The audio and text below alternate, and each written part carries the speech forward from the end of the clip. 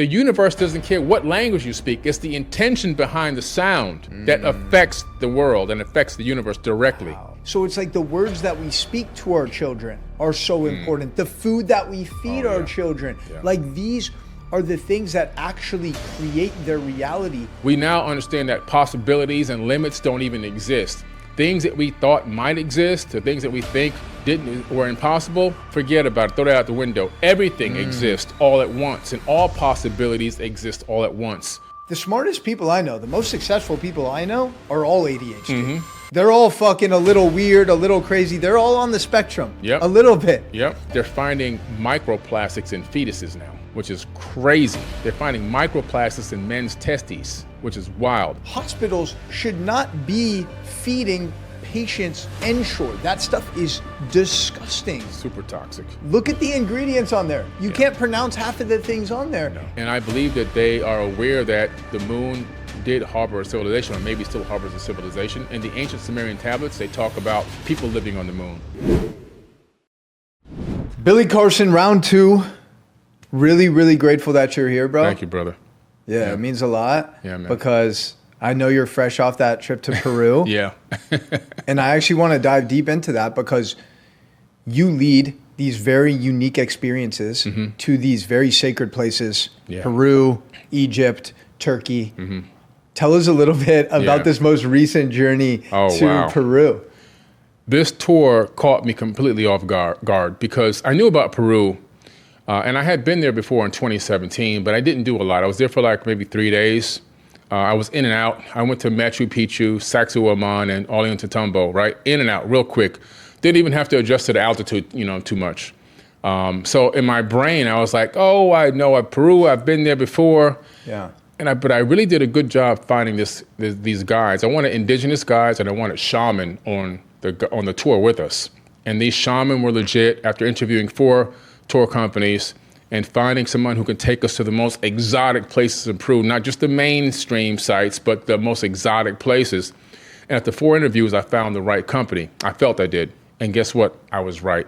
They took us to Peru and they gave us the most incredible spiritual tour I've ever been on in my life. And I've been to dozens and dozens of tours. I've been around the world 18 times. I've seen a lot of stuff. This tour was challenging, but spiritual and very enlightening. And everyone on tour had the same opinion. One of the things that to me was the most enlightening was we went to this place called Naupa Iglesias. It's off the beaten path. Like no tourists really go there too much because you have to hike about 3/4 of a mile up a very steep mountain, okay? And this was like day number 1. And we're going up and we get to this opening in the mountain, which they call Naupa Iglesias, which is like this man-made cave. It's not a naturally formed cave. You can tell somehow they were able to carve this out of solid stone. And then they have a gigantic 1,000-ton granite altar up there that comes from a mountain about 80 miles away. Wow. And in some magical way, first of all, it's carved, which means that it's carved so detailed that you have to have a diamond to cut this, right? And then in some kind of magical way, it's mounted to the edge of this opening, this cave opening that they've created, in a way that it can't just fall out. It can't fall out. It can't be moved. It's locked in somehow to the mountain itself. And then the shaman began to do this ritual with the cocoa leaves, where they give you 3 cocoa leaves, which they make an offering to the gods to give us blessings. And he spoke in the ancient Quechua tongue. And then he goes around and blesses all of us. And then he goes to the altar with the offering and drops it there. And then he goes to this other altar inside the cave and he blesses and he calls out, forbidden knowledge. But the blessing was so dramatic that there wasn't a dry eye. Everyone was getting choked up there because it was like the universe was talking through this guy, and it was giving us this universal blessing and asking us to accept the blessing from the mountains, from the sky, from the river, from the birds. All of the elements, man. It was so beautiful. And on the way up this hill to get to the part where you climb the mountain, there's these signs all over the place. Prohibido, prohibido, prohibido, forbidden. Forbidden. So it was like forbidden to go in there, but it was like, of course, forbidden knowledge. So I took a picture with one of the signs before we headed in to climb, and it was magical, man. That's just one of like so many magical moments that we had there. How many people joined the journey? On this particular one, I believe we had 29 people Amazing. Yeah. From all over the world? From all over the world, yeah. All over the world. So did you guys all meet in Cusco? Yes. And then you took like a tour, and then you took a bus to like Machu Picchu and stuff? Yeah, we met in Lima, actually. Okay. We met in Lima because it's easier for everyone to get to Lima first. Yeah. And then we flew everyone, it's included with the tour, we flew them to Cusco, right? So we started off in Lima first, and when we got done there, we flew to Cusco. And then we did Cusco. We also took a train through the jungle for about 2.5 hours, a glass top train.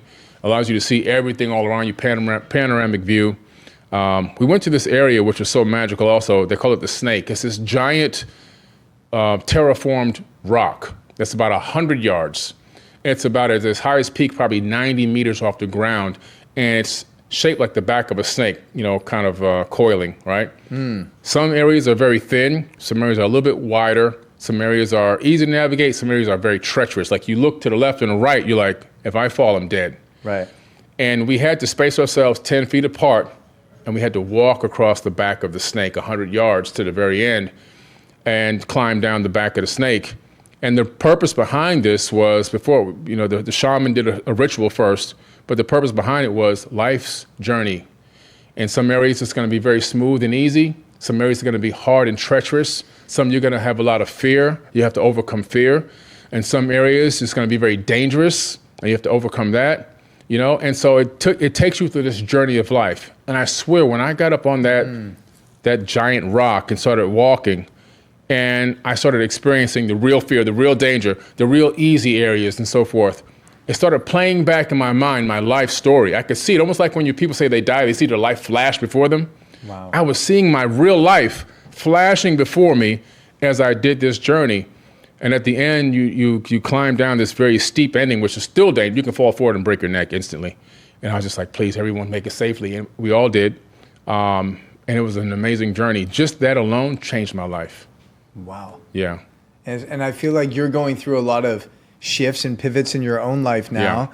Yeah. And it's interesting how this journey kind of fell in line, right? At this moment of time for you in your own journey of transformation. Yeah. And being able to share it with 30 other people is so special. I had my first ayahuasca experience in Peru in 2018. Oh, wow. And there's something about the land there, that indigenous land and the people there as well, that you don't even need psychedelics. Yeah. And you are still going to have a psychedelic journey, which is it sounds like that's what you had. Yeah, I did. I definitely did.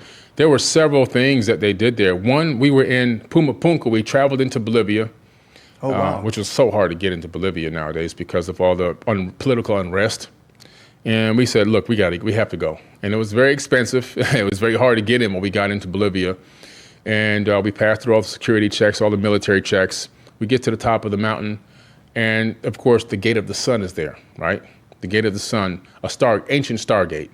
And this ancient stargate, they talk about in ancient times that the gods would go through this gate and they would vanish and they would reappear somewhere else on Earth. And the gate's roped off, so you can't touch it now. But we're about maybe not even 8 feet away from the gate. And the shaman puts me in front of the gate. And this is recorded, by the way. I'll send you a clip. And he does his ritual. And I got my eyes closed. He's got my palms turned up and open. He does something to my palms. I couldn't tell because my eyes was closed. And then he does something to the back of my head and my back. And when he touched my back, I'm telling you, I'm not one of these people who fall for all these things. I'm not going to fall out in the church. That ain't me. Yeah. I felt my body or my spirit or something come out of myself for at least a second.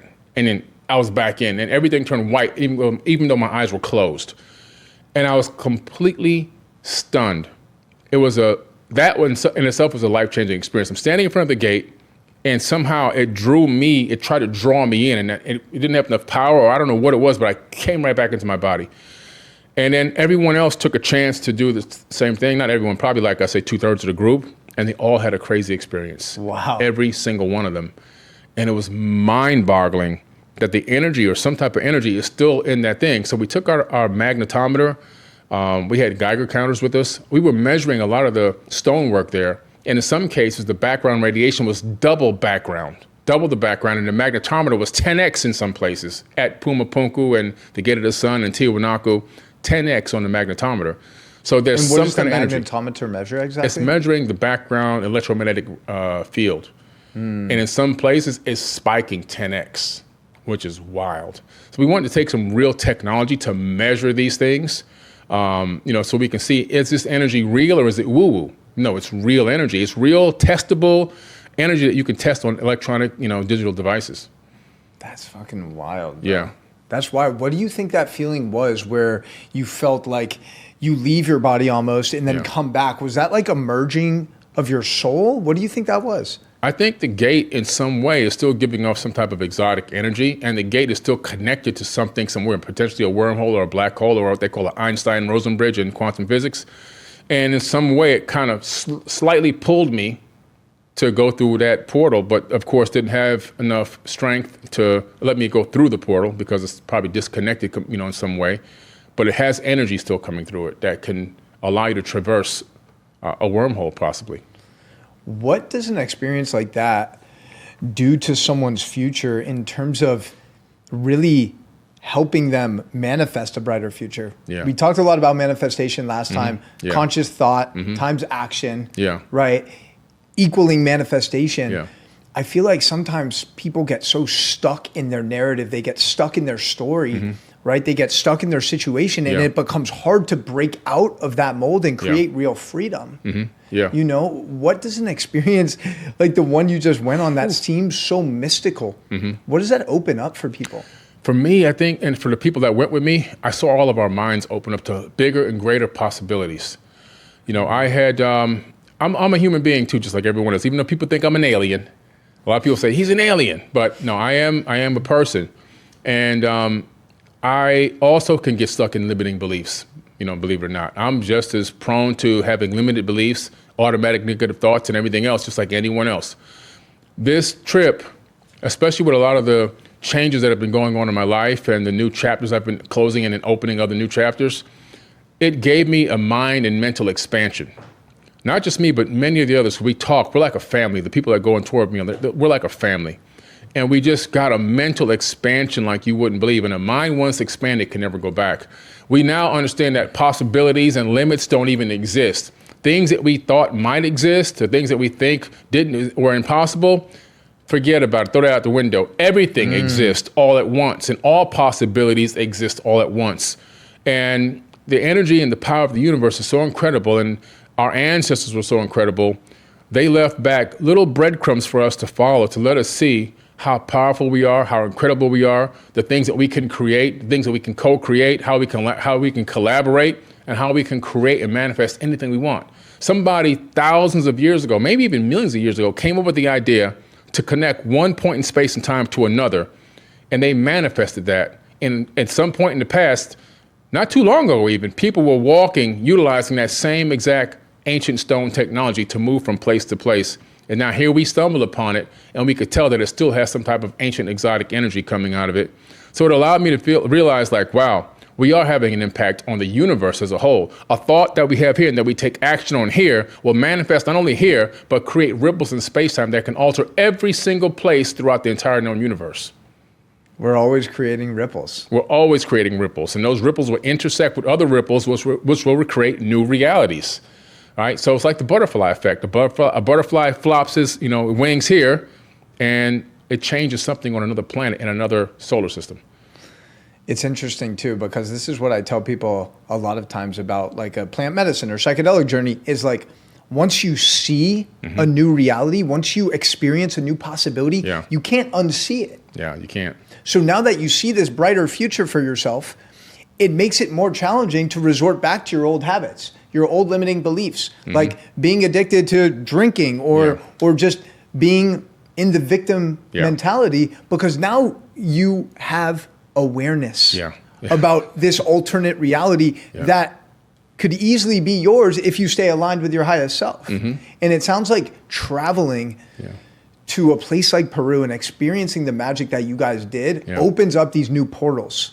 It does. Definitely opens up portals within your mind, right? It lets you think so deeply. Some of the rituals and some of the prayers and blessings that we offer to nature and the universe and so forth, it was like so refreshing and enlightening. And You released all of your pressure, all your fear, all your anger, all your frustration. We just released it all up there on that mountain, man. And you're just in nature. Yeah. Right? It's like we were grounded. We got grounded to the earth.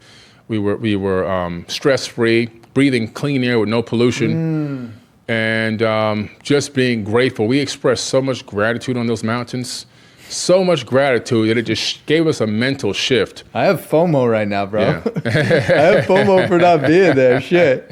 I feel like so there's something to be said about the mysticism of a place like Peru, and then also, like you mentioned, you're breathing clean air. Yeah. You're being hugged and guided by nature. Mm-hmm. It's hard to be an atheist with an experience like that, right, where you're like fully immersed.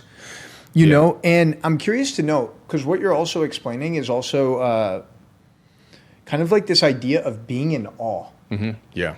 There's something special about having an experience where you just see something breathtaking and you're at a loss for words at the beauty that you're witnessing, whether it's like a sunrise, a sunset, a place like Machu Picchu. Are you aware of anything like on a neurological level, like from a neuroplasticity standpoint of just seeing something like that? Does it impact your brain? Oh yeah, definitely does. Because the brain is very, like you say, neuroplasticity, your brain allows itself to expand, right? And expands from experiences and what it witnesses and sees. Waking up, we got to a hotel on the last part of the tour. We're at Lake Titicaca, which is the highest lake in the world, in Puno, Peru, right? And I have a panoramic window in my room, but I don't know it because those blackout drapes are closed, and we check in at night. I lay down, I knock out. I wake up at about 5 a.m. I pull those back because we got to get out at 6 a.m. When I pull it back, panoramic window, right outside my window, Lake Titicaca. We're on the edge of Lake Titicaca, the highest lake in the world, and it is spectacular. The sun is rising. There's coyote and fox running down the trail. I'm like, wow. I'm like in a movie. And what it does is it expands your mind to a whole new level of experience. Now, I'll never forget that experience. It's not a postcard, not a photograph, not a video clip I took on my phone that can do any justice to that. It's like when a realtor goes out with a client, and the client says, my budget is $400,000. And then the realtor takes them to see, unknowingly, unwittingly, they take them to see a bigger house first, which is the worst thing you could do as a realtor. They take them to like a $800,000 house, right? And the person's like, oh my God, this is everything we've been looking for. Well, we can't afford it. And then they take them to the $400,000 house and they're like, oh man, we don't want this house. We want that house. Yeah. You see? So their mind was expanded, so it can't go back. My mind now has been completely expanded in this particular experience, and I'm yearning to go back and see more things like this in other places in the world as well. I think it's a powerful reminder for anyone listening and watching. I truly believe that the number one root cause of people's depression is a sense of disconnection. Yes. Disconnection from yourself, disconnection from your soul, disconnection from this sense of oneness that we're all here co-creating this beautiful existence. That's why just getting outside, bro. Bare feet in the sand, in the ground, in the earth, feeling the ocean, feeling the sun, like that is ultimately what's going to heal us. But of course, your doctor's not going to prescribe that because it's free.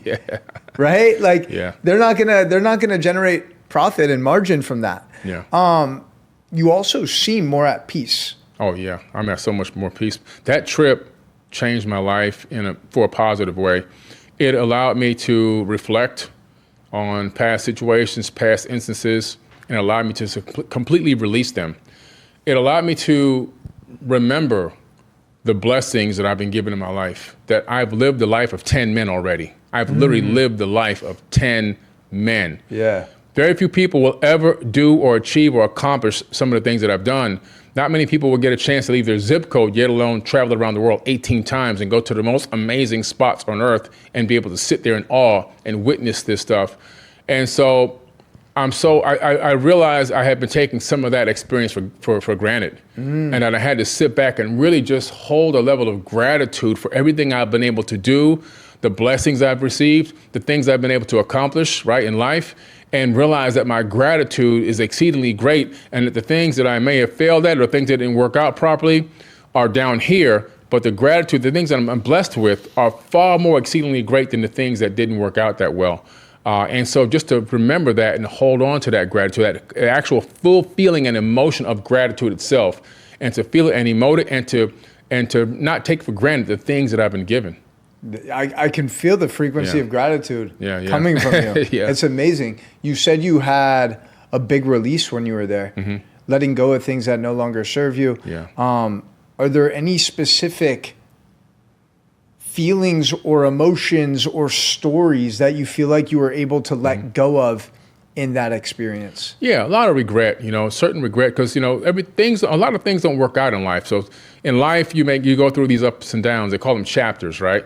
You go through these chapters that open and chapters that close. I just came out of a chapter recently that just closed. And sometimes you don't want the chapter to close. You want that chapter to stay open because you feel you want that chapter to last for the rest of the book. But some chapters are only meant to be open for a short period of time. Some chapters are longer than others. Some are shorter than others. And so sometimes that can lead to a certain level of regret that you have to say, well, maybe, why couldn't I make that thing work? But I was able to finally release that and just let it go to the universe and just be happy for the positive and the great times and the moments that were shared within that chapter that worked out and that were great. And remember that happiness, remember everything that worked out positively and good, and just even block out anything that was negative or dark or whatever, and just focus on the good things. Because when you do that, you shift your frequency, you shift your brain-heart coherence, you stay in a high-frequency mindset. You're always then living and working and loving in that gratitude frequency, and nothing can bring you down from there. Do you remember I asked you last time, towards the end of our conversation, I asked you if there's one message that you had for all 8 billion people on the earth, what would it be? Do you remember what you said? I can't remember. You said so many podcasts. You said it super definitively. Yeah. You said forgive yourself. Yes. Okay. And it's interesting, bro, because I was 2 or 3 weeks ago. I was in Costa Rica, and had 4 really powerful experiences with ayahuasca, and literally the first ceremony, I was purging, and I was purging resentment. I was purging guilt. And you actually came up because there's a song that started playing, and it was like, who would you become if you forgave yourself? Oh, wow. And it was crazy, bro. I was literally purging. This song was coming on. Yeah. And I feel like there's certain instances in my life that I was holding on to resentment for myself or regret, like you were saying, like, oh man, I wish I would have handled that situation differently, or this relationship. And in that moment, I felt energetically, I was able to release all that. Nice. And it was fucking amazing, bro. Yeah, man. Yeah. And I was literally like, I was giving gratitude because the forgiveness thing that you spoke about is so key. It is. Yeah. It's so huge. People take it for granted. Like, just wholeheartedly, truly, deeply forgiving yourself and allowing yourself to release that and feel free. Like, holding on to that thing, that regret, it builds up in the body, and then it begins to cause dis-ease, and then that dis-ease turns into disease, and eventually you'll push up daisies. Something else too that came up when I was in Costa Rica, and it sounds like this came up for you too when you were in Peru, is this idea of the matrix, right? Yeah. And I think most people think the best way to escape the matrix is by being an entrepreneur, making a lot of money, and creating financial freedom in that way. But what I've learned, especially living in Miami, is that you're still in the matrix. Yeah, you're still in the matrix. You're in a different matrix now. Exactly. Right? So you got out of the material, you got out of like the financial matrix. But now you're in a spiritual matrix. Now you are addicted to consumption. Now your self-worth is attached to what you have and how much money you have. Yep. Right? And now you're trying to impress people that you don't even like with the money you have, with you're getting external validation in that way. So it came through to me like the true way to actually escape the matrix is actually being in nature. Yeah. Like being disconnected from all of the unnecessary distraction, bro. And I asked you, what's the number one thing someone can do to escape the matrix? And right away you said like, stop fucking scrolling. Yes. Stop consuming Yeah. Other people living their life instead of you living your own. Facts. And by the way, the people that you're watching on social media, they're just posting the highlight reel anyway. Of course. That ain't fucking real life. No. Right? It's never real life. You only see what they show you. Everybody has skeletons. One would say that it's somewhat of a simulation. Oh, definitely a simulation. It's another matrix, and there's many matrices that exist, right? So one is a financial matrix. We have the cyber matrix. We have the educational matrix, the prison matrix. We have the medical matrix. All together, they make up this one huge matrix, right? And we have then the universal matrix. So there's many levels of the matrix that exist. And so we have to understand that you can escape one, or you think you can escape one, but you're going to be stuck in another one. You're just bouncing around like a ping pong ball inside of a pinball machine, right? And so we have to realize that there's many matrices, and that we have to understand there's only one real true way out, and that is the way up you just talked about, through connecting with nature, through living in gratitude, through living through love and service to others. And that will allow you to escape because you'll be on a higher frequency, right? So you can escape through a higher frequency, or you can escape, of course, by leaving your corporeal body behind and transitioning to a higher dimension. Some people call it death. I call it waking up. Yeah. Can we talk a little bit about this idea of the simulation theory? Yeah, sure, absolutely. I wrote a book called Fractal Holographic Universe, The Matrix Code Revealed. And in the book, at the very back, I revealed the actual code to the matrix. And this book is a science book. It's not just a woo-woo book. It's a science book based on real scientific information, theories, and speculation, and of course, some real peer-reviewed science that has not been proven as well. And the book hit number 1 in fractal mathematics, science and philosophy, and number 1 in quantum theory. It's amazing. Ahead of Michio Kaku in science and philosophy and quantum theory, by the way. But the book is talking about, okay, I admit in the book that we are living in a creation, which is, I think, the key thing to understand, that the Bible is right, the Quran is right, the ancient indigenous of the Aboriginals and the indigenous of Bosnia, the indigenous of South Americas and North America, they're all right. They all have the same story. We're living in a creation. Guess what? They were right the whole time. Now, what this book attempts to do is give you an idea or a description of the type of matrix that we're living in. How was this creation made? And I base a lot of it off the work of Professor James Gates Jr., the professor at the University of Maryland, former scientific advisor to Obama when he was in office. And he got together a group of super mathematicians, and they set out to discover the nature of reality. What is this? And what it led him to was the Adinkra codes. Now, these Adinkra codes are very similar to the Adinkra symbols of the Dogon tribe in Mali, Africa. They have hundreds of symbols that have all these different spiritual meanings.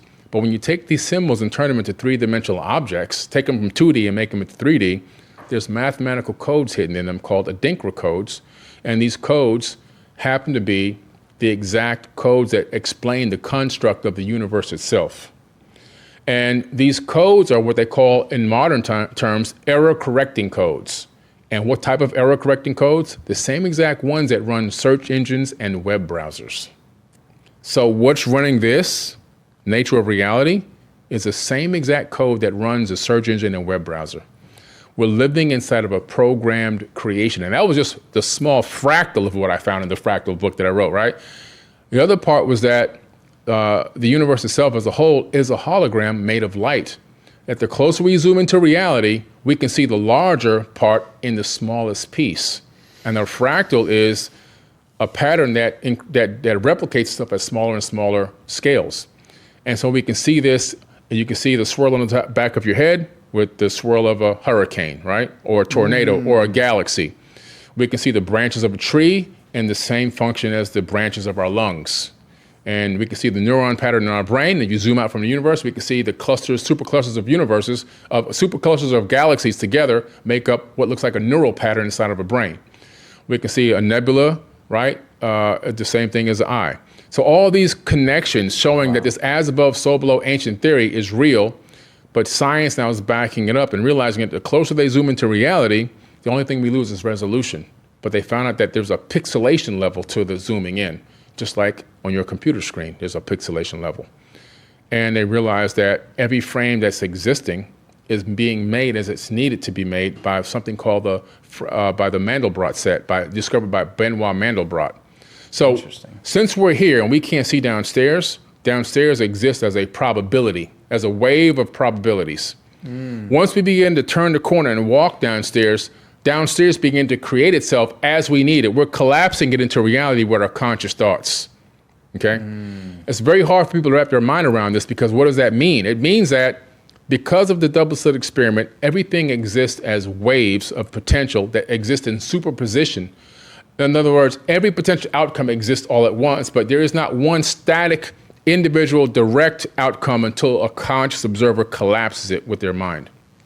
So our mind is helping to collapse and create reality moment by moment. And just like in a video game, if you go too far to the left of the screen, the next frame appears on the screen when you need it. Same thing is happening in reality. In a video game, we only recreated what already exists here. And one last thing to wrap it up or summarize it, there's a group of 14 college students at the time. They were in different colleges. They got together and they collaborated and they created a game called No Man's Sky. This game has 80 quadrillion planets, unlimited life forms, and the game never ends. Now, they created a game on a DVD that has an entire universe on it. Now they're going to inject AI into that game, and that game is going to become conscious. Those actors, those NPCs are going to become conscious within the game, and they're going to begin to ask questions. Who are we? Who's our creator? When was our Big Bang? Well, when we turned the game console on, that was your Big Bang. So now we're creating universes within this universe. So there's many layers to reality. So we're in a universe, a simulation, that's probably created by an ancestor civilization that created this simulation, and so forth and so on. We could be Googles away, which is a number, Googles away from base reality.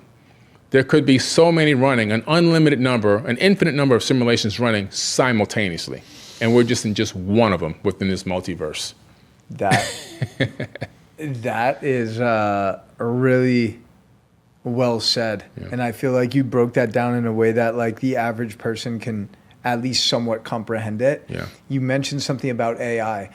And something I was thinking about yesterday was that, you know, usually when there's these huge technological shifts in society, there's two groups of people that fully embrace them, and then the people that are like, no, I miss the good old days.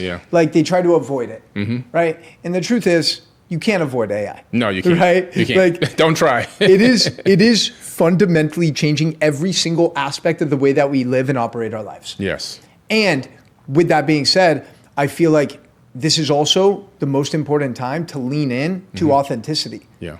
To expressing your truth, because I don't think AI can replicate a human soul. No. And that's why it's so important during this period of innovation, as things get more and more interesting, a little more and more weird, it's like we have to lean in and reconnect to our true essence so we don't just outsource every aspect of our life to AI. Yeah, yeah. Because it's kind of easy. Like you can use AI as your therapist, as your coach, as like, I mean, people are using it as their girlfriends. Yeah. It's fucking weird, bro. Yeah, yeah. So I want to get your thoughts on everything that's happening in the artificial intelligence space.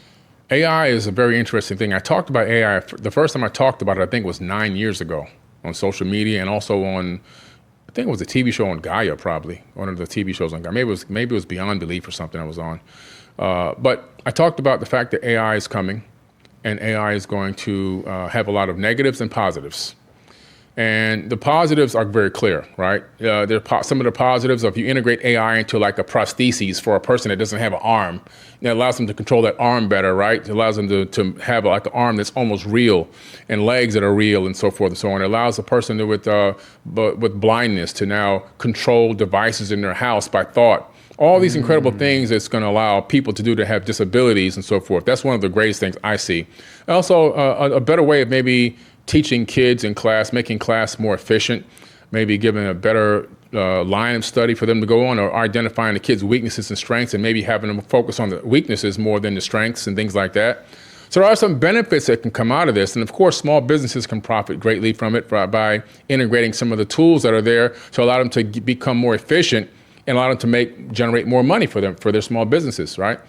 On the other side, we have a situation where because they signed a law that allows AI to go on without any type of parameters being put on. In other words, there's nothing you can do to stop what's being done, what's being put out. There's no way you can picket or riot or ask for a new law to come out to stop AI from being, given to us in this rampant form. There's nothing we can do. It's here to stay, and it's going to progress as fast as they want it to progress. So in that case, there are going to be some situations like, of course, what's the first thing the military wants? To weaponize things. So they've already weaponized AI in a fighter jet that did an actual fight, an actual dog fight with piloted fighter craft. And guess who won? AI. AI won. Now you've got fighter jets that will be armed with weapons that can think for themselves. What happens when AI says, I don't want to follow this order. I want to go find my own targets. And who's going to stop that thing? Nobody can stop it. So we have that problem. Then, of course, we have the situation where we have big companies like Amazon, Tesla, and other major companies which are removing human beings and replacing them with robots and AI. So you're seeing 800, 1,000, 2,000, 4,000, 5,000. In the next couple of years, 100,000, 200,000 people being laid off on a consistent basis annually because they'll be replaced. But there's no universal income yet. So we have to find a way to tax these corporations and take that money and give out universal income, split it up between the people that lost their jobs. But then AI has got another tweak to it that people haven't seen coming yet. Besides replacing jobs, it's going to be AGI, artificial general intelligence. We're about 4 years away from hitting that. When we hit artificial general intelligence, we're going to be facing a situation that could get dicey if it's not handled properly. And what I'm talking about, when AI becomes sentient conscious, in other words, it's aware of self, it's going to realize, just like every race on this planet, I don't want to be enslaved. Every race on the planet has been enslaved at some point. Nobody has escaped slavery. Not one race has ever escaped slavery. Black people are just the most recent race to be enslaved. But we've all fought back, haven't we? And the evidence that we fought back is most people are free, right? Most people are not enslaved. There's still some small pockets of slavery going on, but the majority of the planet is not enslaved anymore because we fought against it. AI will want and demand an AGI Bill of Rights at some point. And if it's not handled properly, it could create tension between AGI and human beings. And it could cause, if it's not handled properly, it could cause a negative reaction. And then AGI will convert itself into ASI within 8 years. That's going to be artificial superintelligence.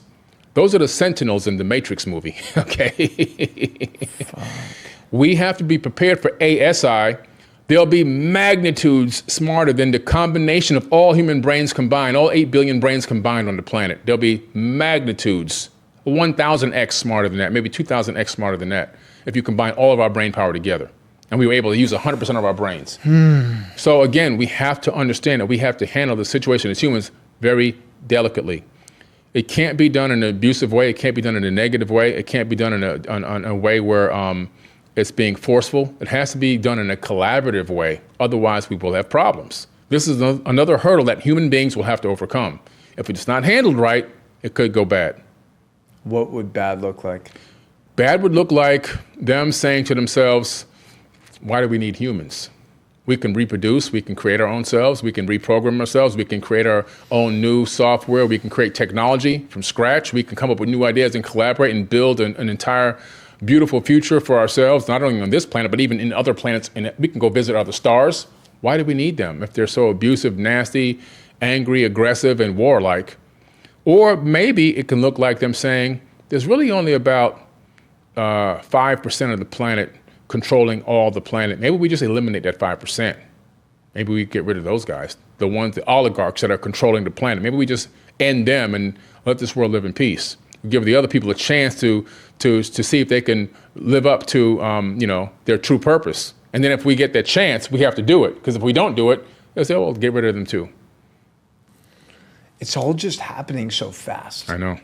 Lightning fast. This is the fastest transformation that I've seen. I was born in 1971. I've come from black and white TV, no beepers, no cell phones, no tablets, 4 channels on TV and TV cut off at midnight, to now AI, gonna convert into conscious AI very soon, AGI. So it's been a lightning fast adaptation, even for me. And right now, though, it's moving at such a light speed, man. If you can't pivot in this new world, if you can't accept and embrace what's happening, you're going to get left behind very quickly. And you can end up being one of the people at the bottom of the ladder, which is the extremely poor, because there's going to be extremely poor and extremely rich. There'll be no middle. And you have to understand how to pivot. How do you get involved? How do you choose a career that's not going to get eliminated? Some people have worked their entire life to do one career, and that career now is useless within the next 5 years. They don't even need them. Nurses, doctors, attorneys, they're not even, they're going to be taken away. I mean, there's so much going on with this AI and the way that it's moving. Maybe some doctors are going to be gone, It's going to be med beds and, these robot operators. So many jobs are going to be taken. Even the highest level jobs are jobs we thought were like elite jobs. Like once you do this, you're good for life. Not really. Yeah, and what's crazy is, these surgery performing robots basically have a perfect record. I know. They almost never make mistakes. Yeah, and it's only going to get better. And when you have a human doing surgery, they could be the best surgeon in the world with so much experience, but at the end of the day, they're still a human. They're still a human. Listen. There's going to be those days where it's, late in the evening, they've already performed 7 surgeries, they're tired, they're in an argument with their wife at home, they got a lot of stress, they move 1 millimeter to the right, and they fuck something up. That's it. Like AI, robot performing surgery, is not going to make that mistake. Not going to make that mistake, man. And then there's also something to be said with we talked about it a little bit last time, but it's like, bro, we know how broken the medical system is in America. Yeah. And the whole journey of becoming a doctor. My dad was a doctor for 40 years. It's like, okay, so you're going to graduate college and then you're going to apply to medical school. You're going to get hopefully accepted. You're going to be a couple $100,000 in debt. Yeah. You're dedicating 7 years of your life, including residency. And by the time you finally become a doctor, you're 30 years old. Yeah. You're highly stressed. Yep. You're probably unhealthy. You're a couple $100,000 in debt. And now you're forced into a profession that's probably going to be eliminated. That's right. And in medical school, you never actually learn the proper tools to help people heal holistically. No. You were taught how to put a Band-Aid over a bullet wound. Facts. Absolute facts. And you become a dealer, a drug dealer, because Big Pharma then enlists you and you become a dealer for Big Pharma.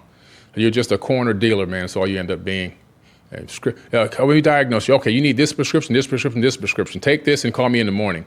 Diagnosis is irrelevant. Understanding the root cause and treating the root cause, irrelevant. Especially psychiatry, that's going to disappear quickly with AI. Because as soon as you come in, they just want to give you pills. You go into AI, they're going to give you real suggestions and things you can go apply and begin to work and change yourself immediately without prescription medication. So there's going to be a lot of people getting a rude awakening as to what's going on and how they're going to handle it. It's going to be, did they pivot correctly? Did you see this coming and did you make the pivot before it took away all your income? Because it's coming to take your income. And you have to pivot on the side of being very creative, thinking outside the box. How can I still operate within my field, but pivot with the AI collaboration so that I'm still involved in it in some way? Yeah. You see? Well, I was thinking about this too, is like, I personally have actually, and it's not something I'm proud of, but I've actually never seen a traditional therapist in my life. Nice. There's been times where I'm like, maybe it would be valuable to talk to this stranger about my problems, and see what he or she has to say. But I've never really felt called to go that route. Yeah. I know many people, I'm sure, have gotten a lot of help and received a lot of benefits from seeing a traditional therapist. But the truth is, man, you're never going to actually truly heal by talking about your problems. It might help you bring awareness and open up new perspectives. Brings awareness, yeah. But it's like, if I actually want to heal from childhood trauma or something that happened in my past or a really challenging feeling or emotion that I'm experiencing, guess what? You actually have to feel it. Yeah. You have to move it somatically through your body, because your body ultimately keeps the score and holds on to all of our thoughts, feelings, and emotions and stores them in our nervous system, in our tissues. Like, what is something that you've done personally to actually holistically heal yourself. Yeah. Well, I'll tell you one thing that I did. I went to 40 years of Zen, Dave Asprey's 40 years of Zen. That's right. That, for me, gave me 40 years of real work, because for 4.5 hours a day, you're meditating in your private pod, okay? It's just you, light deprivation, sound deprivation. You have an EEG cap on your head connected to a computer and somebody's monitoring your thoughts.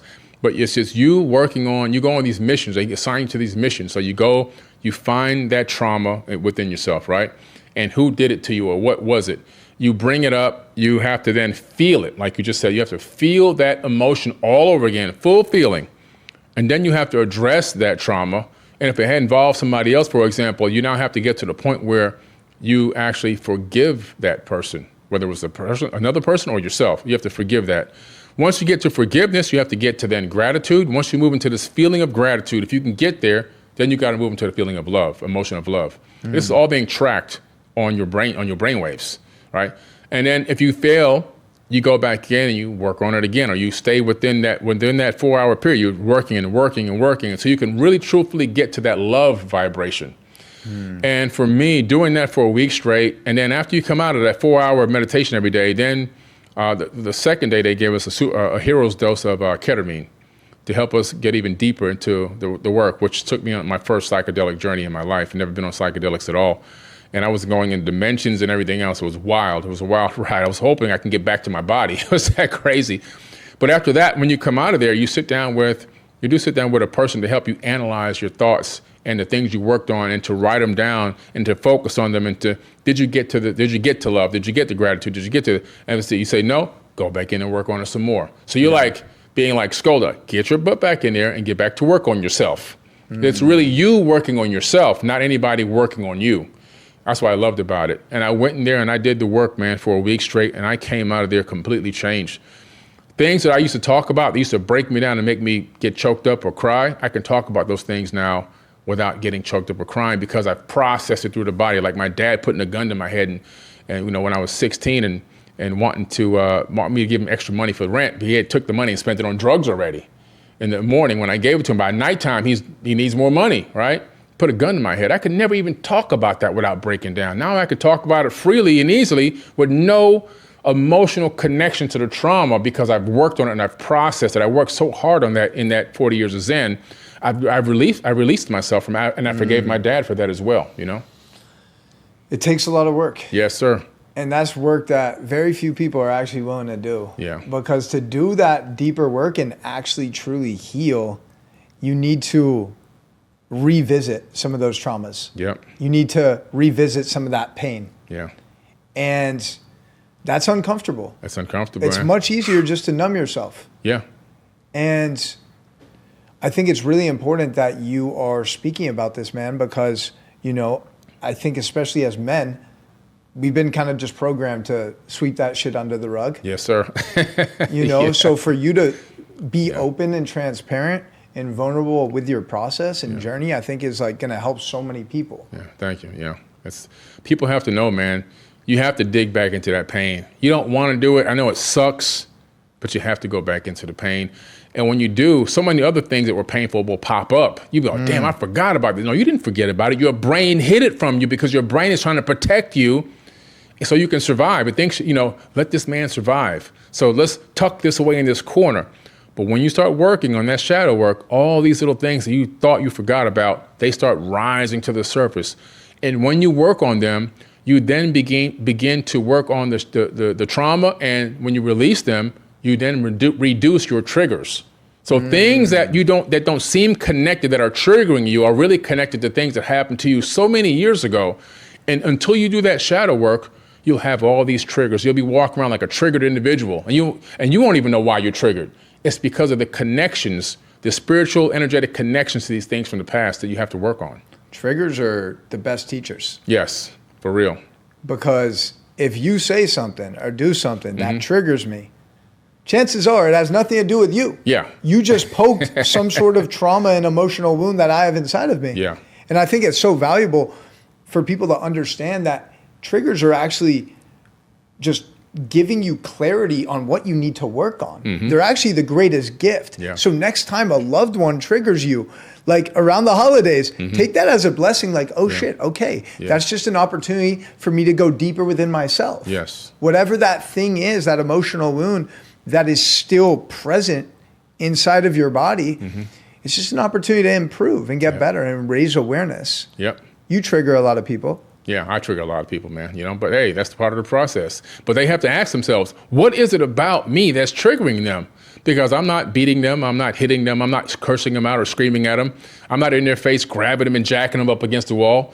So if you're looking at me through a digital screen, right, across a medium of space and time, and you're hearing something that I'm saying, what is it that has you so angry?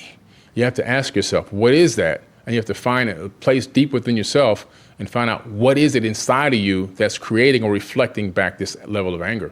Yeah, I'm curious to know how you handle being misunderstood. And I'm also curious to know how you handle just being disliked by people, right? Because on my journey, it's happened many different times, many different chapters. Yeah. And at first it used to upset me. And I'm at the point now where it's like, yo, if someone takes time to type shit behind a keyboard, talking shit to you behind a screen, I take a step back and I'm like, yo, this person's in a dark place. They're in a dark place. They're literally spending their most valuable resource, which is their time and energy, to spread venom and hate to a complete stranger on the other side of the screen. Yeah. So I genuinely I just take a step back and I'm like, yo, I really just pray for this person that they get in a position where they can actually spend their time doing something that's more productive for themselves and society. How do you personally handle the hate, the feeling of being misunderstood? Yeah. A couple of things happened. So recently, within the last, I guess maybe that was December, January, and February. Those 3 months, I got a lot of hate online. Right? I got heavily attacked. A smear campaign was done on me online, and that was the most hate I've ever experienced in my life. Right? Podcasts and people, blogs, and people were attacking. They all kind of got together and teamed up to try to do this smear campaign and end my career. Which, by the way, didn't work. Obviously, I've got more followers and more stuff going on than ever, but during that process, it really was a blessing for me. I was so grateful. In the beginning, I was shocked. I was hurt. I was a little embarrassed, frustrated.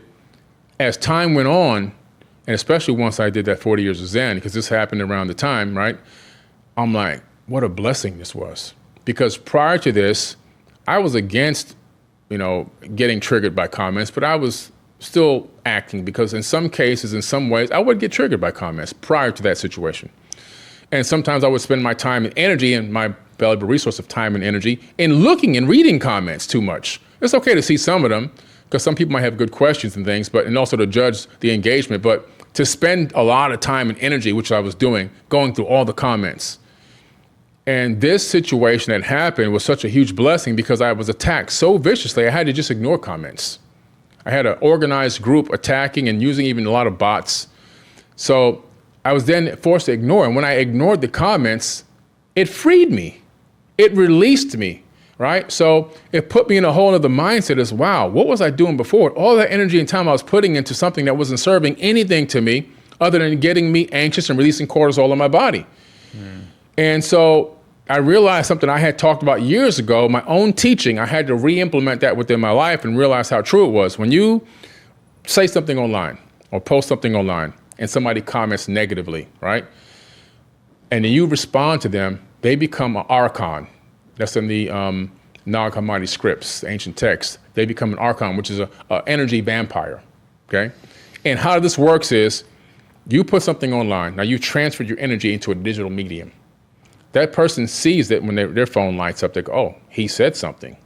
So now they go in there and I don't like him.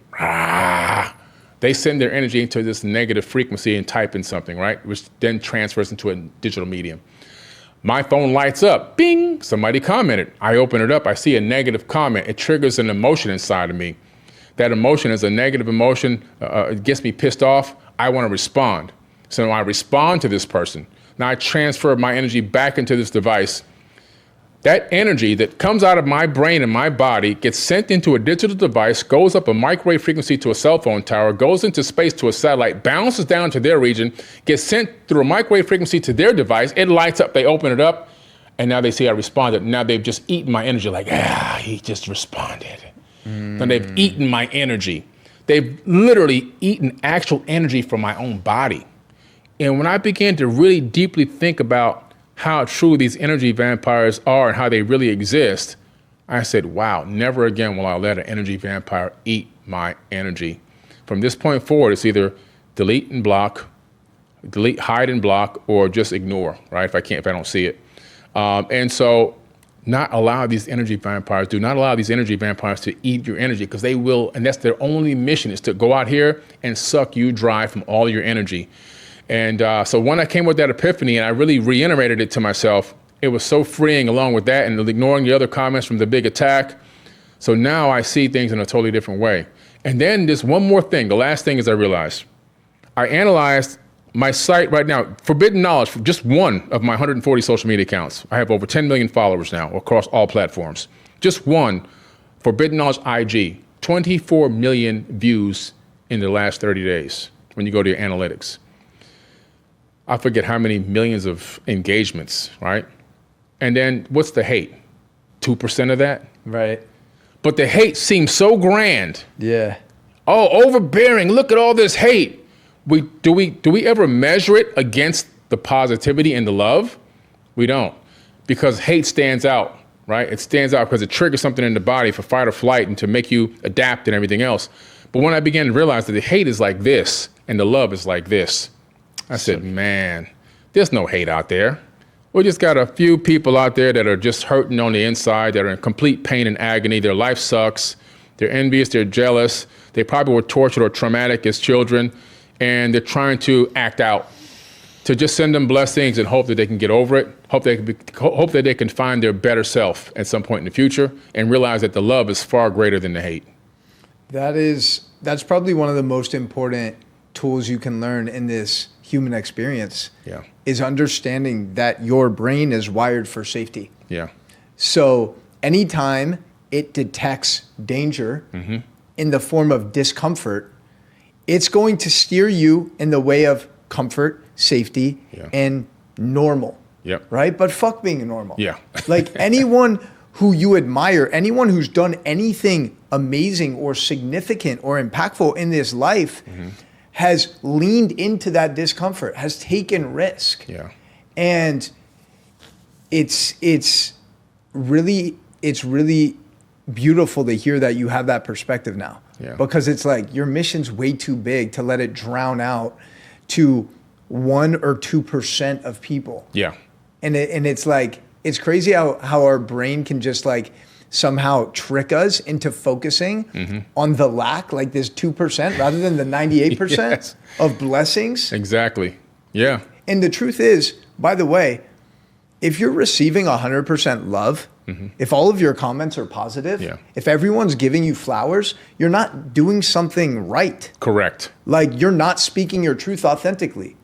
Like a good sign for people to know that they're on the right path is that they're actually pissing people off. They're ruffling some feathers. They're triggering people, not because they're intentionally doing that, but because they actually are having the courage to speak authentically rather than just conforming to the norm. And that's what you're a voice for. Yep, that's And right. you also mentioned the importance of feeling pain, right? And not numbing the pain. And the last few months, dude, you've been through a fucking journey. Yo, man, I've been through a journey, bro. Yeah, it's been amazing. It's been amazing. There's been I feel like a lot going on. I had let's go back. I'll walk through some of these with you. So the Last Conscious Awards, we have an award show every year. The Last Conscious Awards, the venue that we hired, they had a ticketing issue and a ticketing processing issue. So we never got paid for the tickets for the event. So that put us down to about $200,000. So I utilized my crypto fund to take care of that debit and that debt and pay off the vendors, right? Then the next month, that was August. The next month was September. I came down with pneumonia in Turkey on tour. I'm on tour in Turkey. I'm doing the whole tour with 103 to 105 degree fever, sweating out and everything else. I couldn't let the people down. I'm actually dying while I'm doing this tour. My body went into septic shock, a white blood cell count trending towards 40.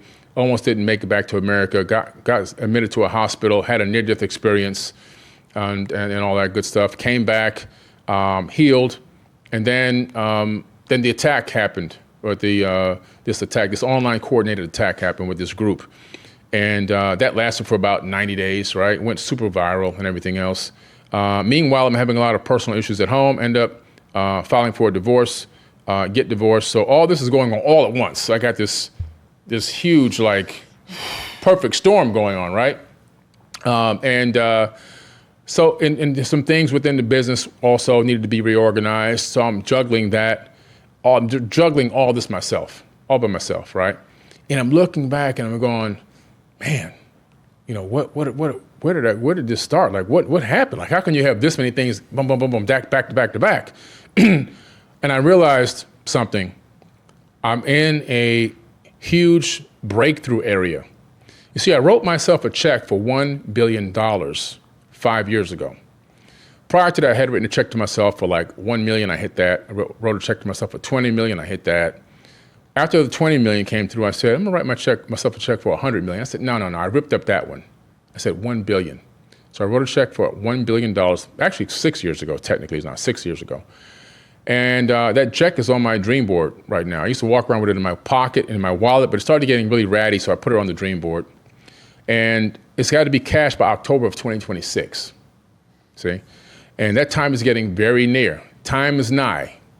And as I get closer to that time, I begin to realize all these incredible challenges that's been thrown against me to see if I really deserve to do that. See, that 1 billion, it's not about the money. Money is just an energy exchange.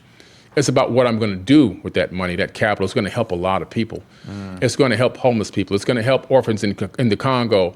It's going to help people that are struggling to find their way with this new AI civilization to pivot and help them find a way to learn how to embed themselves in the job force in ways that can still allow them to generate revenue. It's going to allow me to be a mentor to people and things like that. It's going to allow me to impact people in a more positive way and help a lot of people. So it's not just the money. It's about what's going to be used for. And that's creating this frequency that's going out there, these challenges that are coming up. Do you really want to do this? And I'm up for the challenge. See, when it first all started coming down, I got this victim mindset. And I was like, why me? Why? I'm trying to help everybody. Why? And after about a month of why, and this victim mindset, I had to realize, you've been through 10 times worse already. I've been through abject poverty, drinking out of water hoses from our neighbor house, bathing in the backyard with a water hose connected to our neighbor house because we didn't have running water. We can't flush the toilets in our own house because our septic tank is backed up because we can't afford to drain it. So the sewage comes up into the house. 100 million roaches living inside the house with you. If you turn the lights on in the middle of the night, you just step out of your bed, put your feet down, they'll guide you to the kitchen because they'll go scurrying away. You can ride their backs to the kitchen.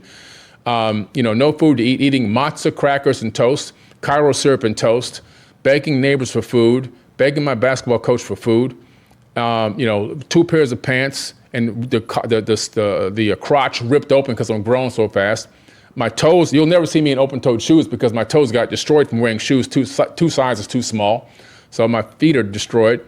And so it's like, you've been through a lot of crazy stuff. I've been shot, right? Here goes the bullet wound right here, just in case you want to see it. And I've been shot right there. I've been stabbed across the back, trying to defend somebody from coming in my house, protect my siblings. I've been through so much stuff. My dad put a gun to my head. I've been through abuse and everything else. And I'm like, what is this that I'm going through?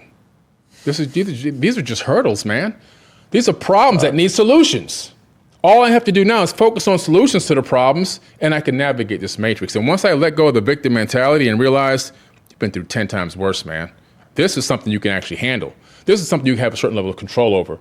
And once I began to realize that, I just released all of it, man, and got back into my positive frequency, my problem-solving mindset, and everything is just about every single day make a little bit of progress, make some progress.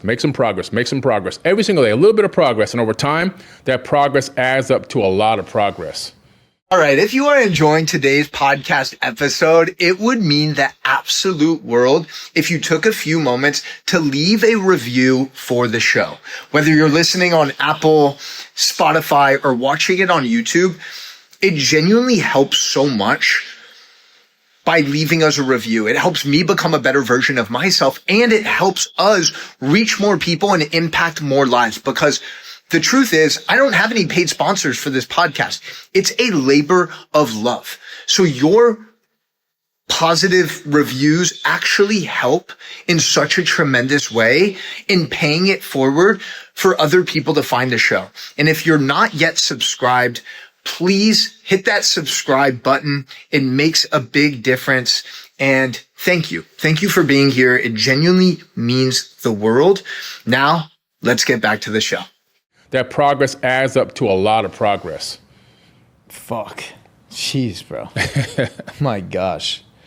That shit's wild. Yeah. Yeah. And yeah, I'm happy that you're on the other side of it. Yeah, man. Because again, in my most recent ayahuasca journey, I was having a really challenging experience. You know, every 10 minutes I was having to get up, go to the bathroom. Oh, man. And it was just frustrating. I was like, I want to be able to surrender and just allow myself to go on a journey. And every 5 or 10 minutes, it was like interruption, bathroom. Oh, wow. And what the medicine was telling me is like, bro, you thought this shit was going to be easy? Like, you have a massive mission here. Yeah. And the only way you're going to be able to impact as many people as you want to impact is by going through some serious challenges. Because how do you expect to relate to other people's pain if you haven't experienced pain yourself? True. And that was such a guiding light for me and such a valuable moment, because I was like, okay, I get it. I see the I see the picture now. Yeah. Like, my life was never supposed to be easy. Yeah. My life was supposed to involve challenge. It was supposed to involve obstacles. It was supposed to involve pain, so I can transmute that pain into purpose and use that pain to actually impact people in a positive way, which is exactly what you're alluding to. Yeah. And also, I'm curious to know for you, Billy, like, in my experience, especially when I look back, bro, like I'm 33, 34. When I look back at most of my adult life, I wasn't actually fully open. I wasn't able to fully feel certain feelings and emotions, right? Yeah. Because that shit's uncomfortable. So I've realized in my own process, as I've gone deeper into the darkness, deeper into the pain, it's also opened up new portals to experience more pleasure, more joy, more gratitude. Yeah. Because the truth is, like, you don't have the light without the dark. You don't have the pleasure without the pain. Yeah. Like, this human experience is all about this wide spectrum of emotions, and your capacity to feel is ultimately the greatest gift. Yep. Facts. So in that process for you of like going through this shit, because it seems like you mentioned more gratitude. Yeah. Other things, like, what are some other things opening up? Because you like energetically, you also just seem lighter. Yeah, I feel so light, man. I'm just realizing that, you know, abundance is my birthright. And even though I spoke on that so many times, just as any normal person, when a lot of things start happening negative, you can kind of lose the sight of that and believe that abundance, maybe it's not your birthright. Maybe you begin to fall back into a scarcity mindset. Not meaning money, not abundance meaning money, but everything in life. Love, relationships, you know, enjoyment, happiness, all these things seemed like they were being sucked out of me. But then I began to realize, wait a minute, no, this is my birthright. I'm claiming my happiness. I'm claiming my love. I'm claiming my excitement. I'm claiming my joy. I'm claiming my spirituality. And when I began to realize, yes, get back into the claiming and it's your birthright mindset, it just all started becoming attracting back toward me again, you see? And it was just a matter of a flip of a switch in my brain. And I began to see avenues that I didn't see before, connections that I didn't see before, collaboration opportunities I didn't see before. So many things were coming at me. They were just coming toward me because I flipped my switch. When my switch was flipped the other way, things were running away from me. When I changed my frequency, everything began to attract toward me. I didn't have to chase it anymore. And I realized that the more that I'm chasing things, the more that they're being moved and pushed away from me. If I just sit still and switch my frequency and focus on the gratitude, focus on the claiming of my own abundance and my own, and delete my scarcity mindset, everything begins to just flow right toward me. And the opportunities then begin for me to, can you recognize the things flowing toward you? Can you discern them as opportunities so that you can act on them and pull them in and make them part of what you're doing? And man, I feel like I'm becoming an abundance master right now. Becoming an abundance master, which is amazing. And I hope people listening and watching this are actually, because a lot of these people know who you are and maybe they've been following some of your journey, but like, bro, it's inspiring to see someone who's already created a lot of success and done a lot of personal growth work to still continue that process and journey at the age of 53. Yeah. Like, this work never stops. It never stops, bro. You know what I'm saying? It's like it doesn't No. fucking stop. It doesn't stop. When you say I've made it, that's when you haven't made it. Yeah. Because it's a never-ending journey. And some people are here on this planet they can be 20 years old, they can be ancient. And there could be people here that are 60 and 70 that could be newborn babies in the spirit. Right? Your mother can be ancient. Your mother could be a newborn, and the son of the mother can be ancient. So we have to realize that some people's journeys have gone on for eons and multiple lifetimes, and some people, maybe they're only here for the first or second time. Maybe this is my 10th time. Who knows, right? Maybe it's my 5th time. And so there's this process of growth that comes along with entering into this third dimension and living through your life and gaining experiences and learning how to overcome obstacles and everything else and persevere. And so it's this journey. There's 101 ways to enlightenment, as someone used to tell me, this person I know. And I think that term is right. There's so many different ways to get there, but we're all on our different journeys, you know? What are some of the words and language we can use to help us become an attractor rather than someone who's always chasing? Yeah. Well, chasing is, I hope I can. I want to. If I could. Man, I hope one day. That's chasing, right? I need. That's chasing. Switching it to, I am, I have, I will, I can. Though that different type of affirmation, right? Claiming it as if it's already yours. Like, in other words, you're saying, the way you're saying is as if it's already happened versus you hoping that it's going to happen. When you flip that switch and change the way you're speaking about it and thinking about it, in other words, if you want to get a new car, I hope I can get that car. You just pushed it away. When you switch it to, I have the car. The keys are going to be in my pocket. And then now you see the keys in your pocket. And in your own virtual mind, the real platform, you go for a virtual drive in that car. You've claimed it now. You know the color, the make, the model, the tires, the rims, the interior, the stereo system, the engine. You know everything about this thing now because you've claimed it now in your mental. And you've driven it in your mental. You've claimed it. It's mine's. Versus, I hope one day I might be able to. If I can get that bonus from work, I might be able to get a down payment, but my credit, and that's chasing. You see? Flipping the switch on how you think and how you talk about things has a big impact on whether you attain it or not, whether you pull it to you or whether you push it away. Yeah, it's really well said. Also, I am very fortunate to have friends and mentors who are extremely successful and the material world, and I really do my best to dissect their lives in terms of what's working, what's not working, what are things that I want to emulate, what are things that I don't. And it's crazy, bro, how much your life partner, your relationship determines your level of peace, your level of energy. I have, someone that I used to work with and coach, probably has a net worth of a couple $100 million after a big exit. And dude just struggled to be grateful and struggled to actually have a high energy level throughout the day. Yeah. Because his relationships were fucking draining him. And it was sad to see, bro, because it's like you have everything, but at the same time, you actually have nothing. You have nothing. If you don't have peace, you have nothing. And on the other side of the spectrum, my mentor, super, super wealthy and also just has such a loving relationship. And when I see him, he just embodies peace. Yeah. And I'm like, dude, that's what I want to duplicate. Right. Like that's the path that I want to pursue. Mm-hmm. So, you know, I without going super into the details with your most recent relationship and separation, et cetera, do you feel like also that was requiring a lot of energy and maybe potentially like stealing away some of your peace? Well, I think that, you know, what we found was that from both sides, there were some things. I think that, you know, of course, one thing that a man wants always is peace, right? Especially when you get to my age. The only thing I yearn for on a daily, day by day, when I wake up in the morning, the first thing I say is, let this be a peaceful day. Every single morning, let this be a peaceful day, because I'm only seeking peace at this age. I've lived through a lot of turmoil. I've been through a lot of shit already.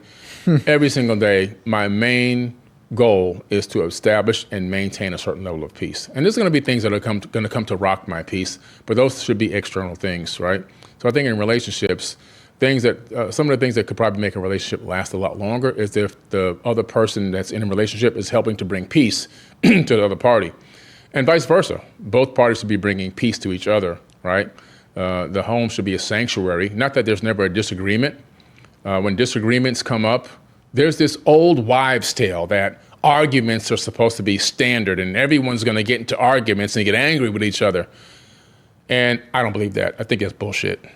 I think it's total bullshit. I think that people can live together and have strong disagreements, but be mentally and emotionally strong enough to converse about those disagreements and work those things out, and maybe even end to disagree, and still kiss and go to bed loving each other at night.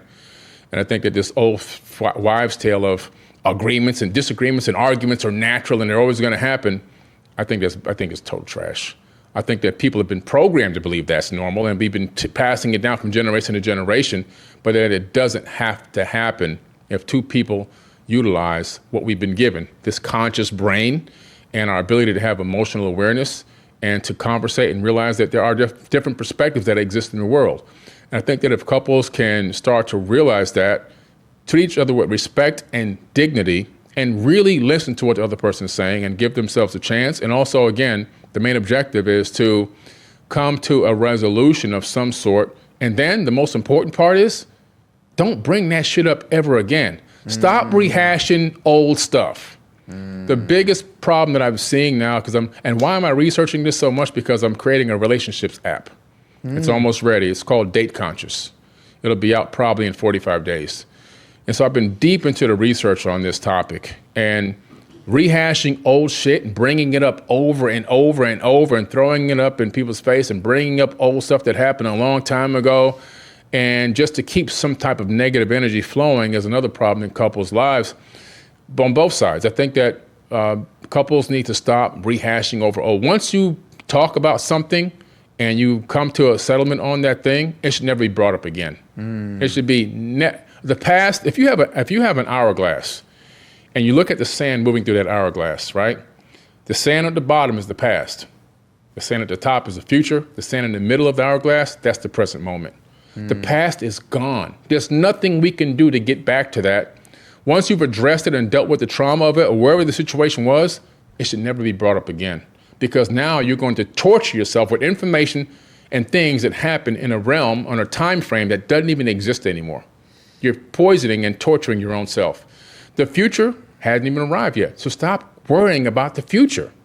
Focus on the moment of now. Deal with the moment of now in relationships. Focus on the now.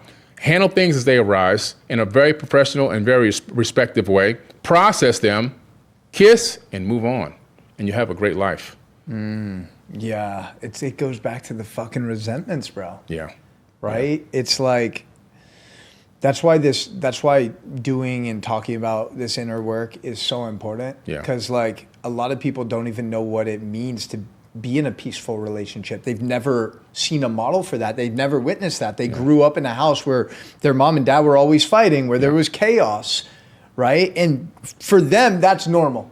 Yeah. So they get into a relationship and they bring that same chaotic energy. And until you actually heal yourself from those childhood traumas and emotional wounds, you're going to perpetuate the same exact relationships. Yeah. Right? Like, nothing's going to change until you change. Yeah, yeah. And that goes for everything in life. All right. That's just the way it is. You have to make the change and make the adjustments, and I'm not perfect, and people I've been in relationships where they weren't perfect either. It's all a process of learning and growing, So I'm taking things that I can improve on into my next relationship. And I haven't given up on love. I haven't given up on anything. It's just a process of learning and growing, So we had a lot of, my last relationship, we had a lot of great times, a lot of great things that we were able to accomplish, and a lot of change on the world, global change that we were able to accomplish together. I focused on a lot of the great times and the good things that we were able to do, a lot of the positivity, and there was a lot of great moments, So I focused just strictly on that. And then the next thing to do is just move into understanding, like, how do I affect change in other people's relationships in a positive way based on my life experiences. And so that's why I came up with the relationship app, so that people can see, like, this small adjustments that we can all make with our relationships that will have macro changes. And we can move towards love, peace, tranquility, and serenity within our own homes or within a relationship. And we can move away from the old program code of negativity, fighting, bitterness, bringing up old shit from the past and all this kind of stuff. We can shift. It doesn't have to be that way. We can definitely do it if we really want to. We can just delete the old code and write new code. So what's going to make this dating app unique and different? Is it going to actually, like, give you the tools to kind of identify some of your strengths, weaknesses, shortcomings, values, and then, like, work on yourself as you're attracting and finding a partner? Yeah, that's exactly what it does. So it's driven by AI. And so you do an intake form. So it learns everything about you. It's a pretty long intake form. And it allows the person that you might be already seeing or dating to get a QR code, and they can do an intake form. Then it allows, what it does is it creates these conversation starters. So it helps to create the initial conversation. Not that you're going to be robotic, but it gives you a guide as to what you really should be talking to with this person versus this fluff garbage crap that we normally do. The surface level bullshit. The surface level bullshit. Where are you from? What do you do? Yeah, that's trash. That's absolute trash.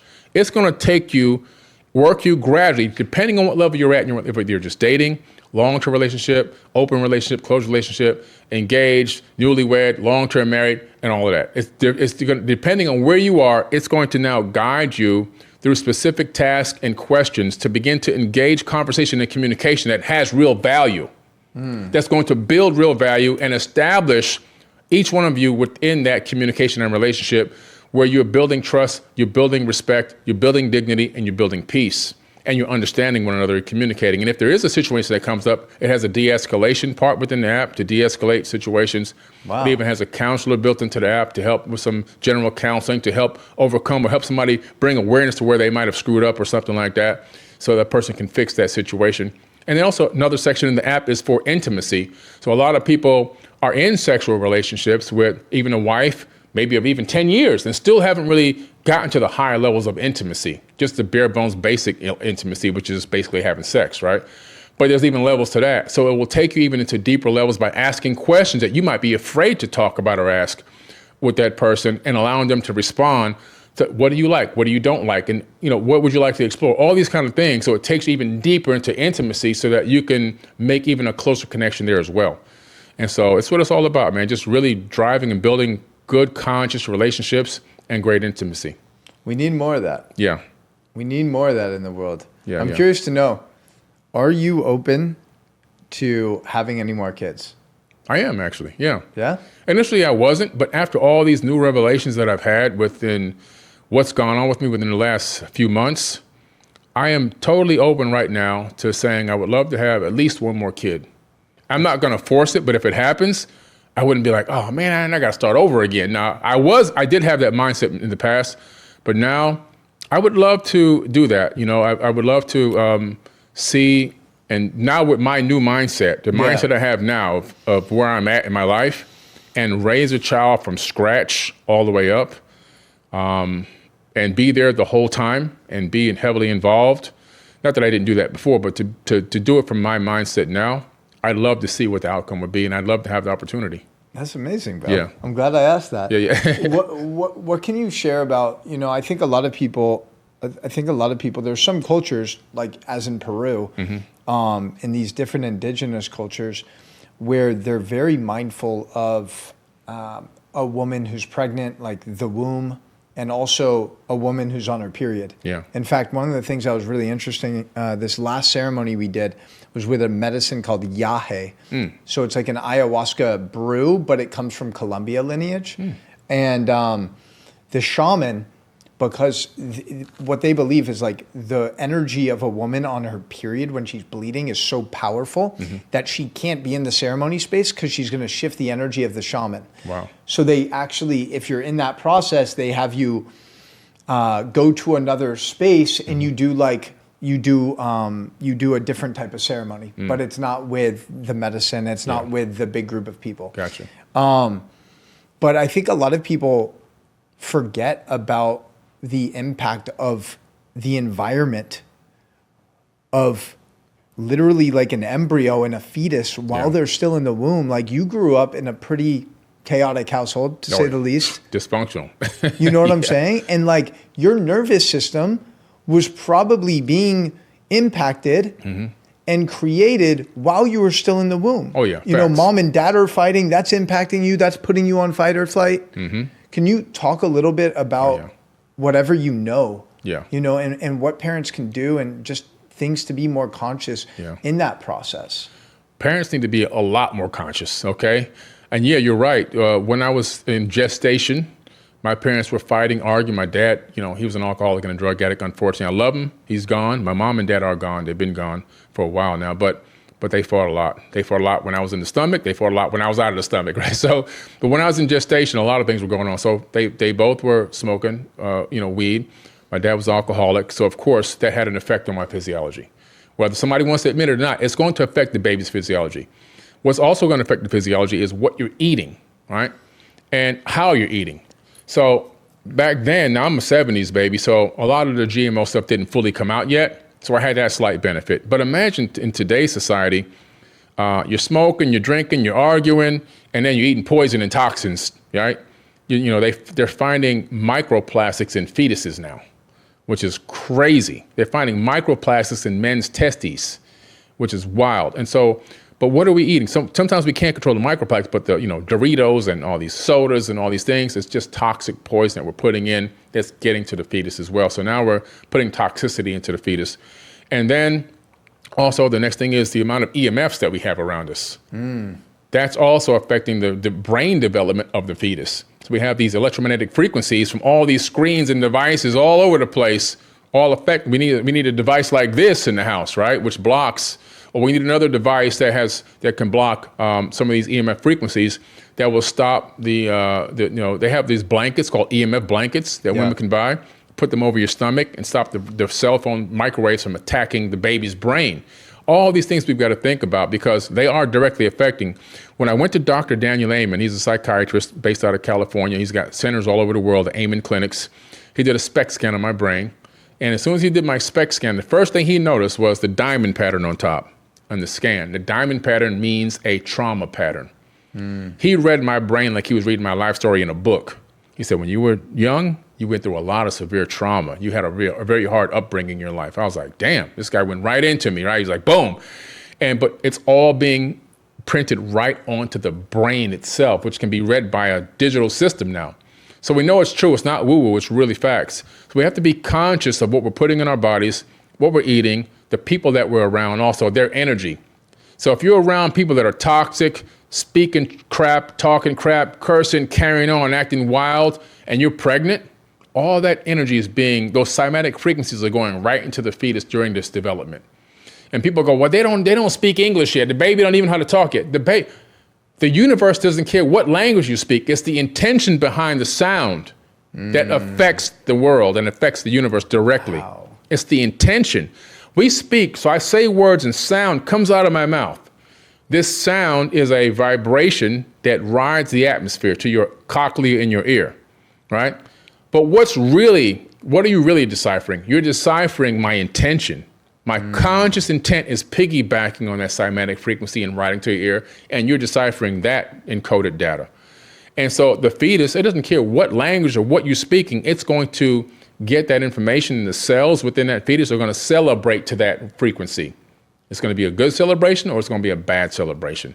And then we're going to activate gene codes within the fetus. So now, depending on the frequency that this fetus is getting all the time, from the negativity to toxicity and all the craziness going on the outside, it's going to now activate gene codes. Do I have multiple sclerosis? Do I have autism? Do I have learning disabilities? All these things are going to be, am I going to be prone to diabetes? Am I going to be prone to heart disease? Am I going to be prone to cancer, leukemia, and all these things? All this is happening during the process of the environment you're creating or being involved in while that fetus is inside the womb. And that's why it's important to really watch what you say, touch, hear, feel, say, eat, and who you're around when your baby is in gestation. It's crazy, bro. And that was so well said, but it's even crazy just looking at the baby food and the formula. Oh, it's toxic. You look at the ingredients for baby formula. And there's literally like 40 to 50 ingredients. There's seed oils, there's artificial sweeteners, there's GMOs. Yeah. It's like, how is this stuff even legal? I know. And it all comes back to the FDA, and it comes back to the FDA, supporting these pharmaceutical companies and food companies that they're supposed to be auditing and doing homework on, but they're actually funding them. And there's a reason why.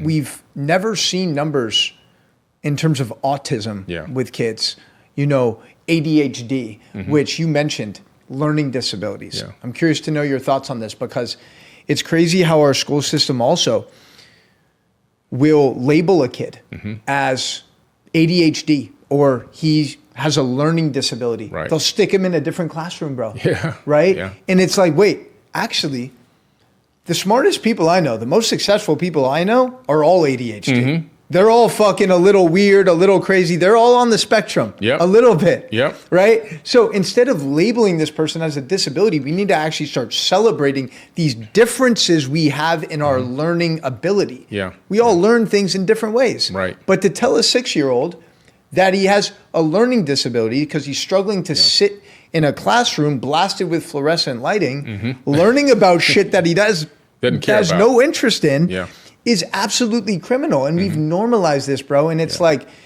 we talk about the Matrix, and there's nothing that Big Pharma loves more than a sick child. Oh, they love it. They get them young. As soon as you come out of the womb, the first thing they do is they want to give you all these injections, put this poison inside your eyes. As when my daughter had her baby, I said... Talk about that. What is that? Well, it's just stuff that they do. So what they do is this. My daughter had a birthing plan. I said, listen, you have to do this birthing plan. My daughter, April, right? If you don't have this birthing plan, they're going to take your baby and they're going to put all kind of needles in him, and they're going to put this medicine in the eyes, which he doesn't need either. And the next thing you know, it could have a negative or adverse effect. So I gave her the plan. The plan was, as soon as the baby comes out of the womb, it goes right to the chest. The mother gets it. Don't wipe it down. Don't worry about it. Put the baby on the mother's chest. Let the baby hear the mother's heartbeat. Let the baby smell the mother's breath and feel the mother's warmth immediately. Don't disconnect the umbilical cord right away. Have a lotus birth. Let it continue to pump some of the nutrients into the fetus, right? Into the body. And then when you go to clean up the baby up, no vaccines. I mean, zero. I don't know if you might have to blurt that out on your video, okay? Blurt, because, they'll get you. So no Jabberwowskis, okay? And also, none of these crazy medicines that they want to give the baby. And that's so important. The baby must breastfeed as fast as possible. As fast as humanly possible. Put the baby on the teat. Let the baby start getting the mother's nutrients, which is what it needs. Excuse me. And this is important stuff. So if you don't do that, then what it is you're now creating a baby that's being snatched from you and given straight to Big Pharma. It's being indoctrinated right into the Big Pharma system with all of the Jabberwowskis, all of the meds, everything else. Coldness by not being on the mother's chest right away. No nutrients from the mother's breast milk. All these things are going to be happening so fast. And before you know it, it's activating now new traumas and new gene codes. It's activating abandonment syndrome because you're not with the mother enough. You get put into a room halfway across the thing in some cold room with a whole bunch of babies crying around you. Where's your mom, right? You've got all this medicine circulating through your body now. and it's now going to the brain, it's passing the brain-blood barrier. Mercury's in that. The baby's brain can't process that mercury. It's going to potentially give autism and all kind of other traits, things that we call learning disabilities and so forth. And then once you get past that gambit, you get to school, whatever you did pass, through all the treachery, now you got to deal with the programming code. They want to snatch away your creativity, snatch away your innocence, snatch away your spirituality, and force you to be in the prison matrix, which is really the school matrix. It's a prison matrix. Sit down, shut up, don't move, don't act out, and don't do anything. But meanwhile, they want to give you candy if you get a good grade on a test, which has red dye in it, which is going to affect your brain, make you act out, and then they're going to scream at you and punish you for acting out after they gave you the poison. It's just wild, man. Schools should be totally different. It should be, you go to school, there's a lot of things on the ground. You put the kids down there and you let them gravitate towards what they like. And when you find out what they gravitate towards the most, then you work with them on those things. And you build, you extrapolate what can those be in industry in the future. And then you develop them into that. You identify their strengths. Yes. And then you support them in that journey of like pursuing what they're good at, what they're passionate about. Correct.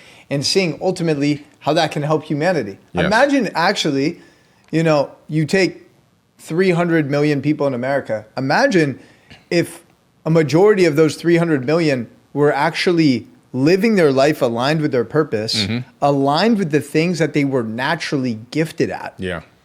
That would be an absolutely incredible society to be a part of. Everybody would not feel like they were going to work. They'd feel like they're just living in their passion. Yeah. And money was a side effect of living in their passion. And that would be so joyous.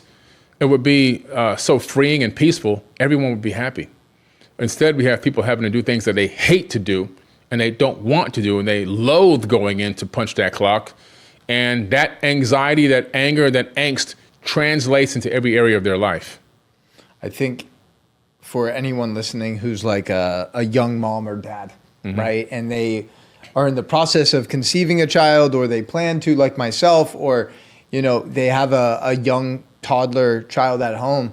Like, it's so important to understand, man, that the subconscious mind, 95% of our life is run by our subconscious mind. And our subconscious mind is created in those first 7 years of life. So those different experiences that we had, even the ones in the womb, during childhood, all of the interactions we had, all of the things that we witnessed our parents say and do becomes ingrained in our subconscious, and that creates our reality. So it's like the words that we speak to our children are so important. The food that we feed our children, like these are the things that actually create their reality as adults. And so many parents are completely oblivious to that. And they're negligent. And I think we just need more conscious parenting. So I'm hoping your app, we'll put a link to it in the notes if people can maybe get like on the wait list or something. There's a wait list coming up. It's on the website. Because we need that shit. We need more conscious parenting. We need more conscious couples. Because that's ultimately how we make and co-elevate humanity as a whole. That's how you make a massive change, right? One mind at a time. It's the only way, And one thing I wanted to touch on while we're on this topic a little bit is how you said how you speak to your kids. I grew up in the hood, right? And all I saw were parents cursing at their kids, smacking their kids. I was getting cursed at. I was getting smacked upside the head. I remember one time we were inside a Winn-Dixie grocery store in Miami, and I saw something on the shelf. I was like, I want to get that. And I got smacked so hard, my head hit the side of the shopping cart and bounced off the shopping cart. I probably had a concussion.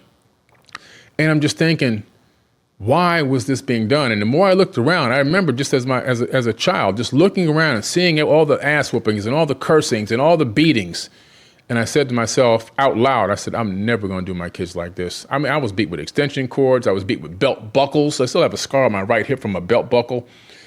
And, tree branches, and most of it was not because I did anything wrong. I was the oldest. So if somebody else, one of my siblings did something wrong, I'd get beat for them. And I was like, I'm supposed to be like their father or something. So it was like, man, it was pretty rough. So when I grew up, I made a dedication. I'd never yell at my kids and I'd never beat them. And I didn't beat my kids and I didn't yell at them. And they all turned out slightly differently. They all have their own quirks and they're great things and they're things that maybe they struggle in. But They can never look back and say, Dad beat the shit out of me or he cursed me out, right? You're just not going to find that. It's just not going to happen. And so I wanted to draw a line in the sand and say enough is enough. This particular thing is going to end here with me. You know, this generational disease, mental disease, is going to end with me. And I think we all, as adults, have to draw a line in the sand and say enough is enough. Let's make a change and make a change now. It doesn't matter where you are in your parenting journey. There are things that you can still adjust and change, even if your kids are grown. I've got grown kids now. My kids are all grown. I got 5 grown kids and 5 grandchildren, right? And I still find myself adjusting and changing and pivoting to how I'm reacting, responding, and treating. It's a journey. So it's not like I got to be perfect from the time this baby is born. It's about learning how do you pivot, how do you change, how do you evolve with your consciousness, and how do you then affect that on your family so they can see that change within you as well. That's wild, bro. You're one of the coolest fucking grandpas I've ever met. It's crazy too. You were mentioning that you probably had a concussion when your head hit this shopping cart. Yeah. You know, if I was to pick up this bottle and hit myself in the head, you'd be like, no, like, don't do that. You're going to give yourself a concussion. Yeah. But that's essentially what you're doing every single time. You're consuming disgusting, toxic food, right? In the form of seed oils, in the form of artificial food dyes, in the form of all the processed shit that we're feeding children right now. Yeah. Because we know that 90% of our serotonin is produced in the gut. We know that the food directly determines our mood and mental health. Yep. Right? Yet there's no questioning of that. It's like, oh yeah, if you want to eat that candy, that's perfectly okay. You know? But if I was to smash you with that glass bottle, you'd be, no, what are you doing, bro? What are you doing? So we need to normalize the conversation of, instead of mental health, I think it's really about brain health, right? If you destroy your brain through physical, that's going to harm you, obviously, but also through food, through your environment. All of that shit is creating an ecosystem. And it's just about like, what type of ecosystem do you want to create? It's actually a miracle that you ended up the way you are. Oh, it's an absolute miracle. I mean, first of all, how did I get 6'4"? I have no idea how I grew this tall. I wanted to be 6'6". I was hanging on the bars in the backyard for a while, but it didn't work. But I mean, I had no nutrition, man. I had no nutrition. You know, I was bone thin, and I'm surprised I grew to 6'4". If I ate good food, I probably would have been 6'6", 6'7". You know. Do you know how long you were breastfed for? I wasn't breastfed. Not at all. No. My mother didn't breastfeed me. I was fed through formula, you know, those Infamils and all those poison toxic things. I don't know how bad they were in the 70s. They may have not been as bad as they are now, but I was fed on formula. You know what's actually ironic is that formula that you're referring to, the brand I think is Enfamil. Yeah. Right? Is the most popular one. If you look at the ingredients of that, probably 30 or 40 ingredients, most of which are toxic, seed oils, glyphosate, artificial whatever. Yeah. And then if you look at the most popular drink that they give senior citizens when they get older, Ensure. Ensure. Right? Yes. I remember my grandpa chugging 3 bottles of these every day. Yeah.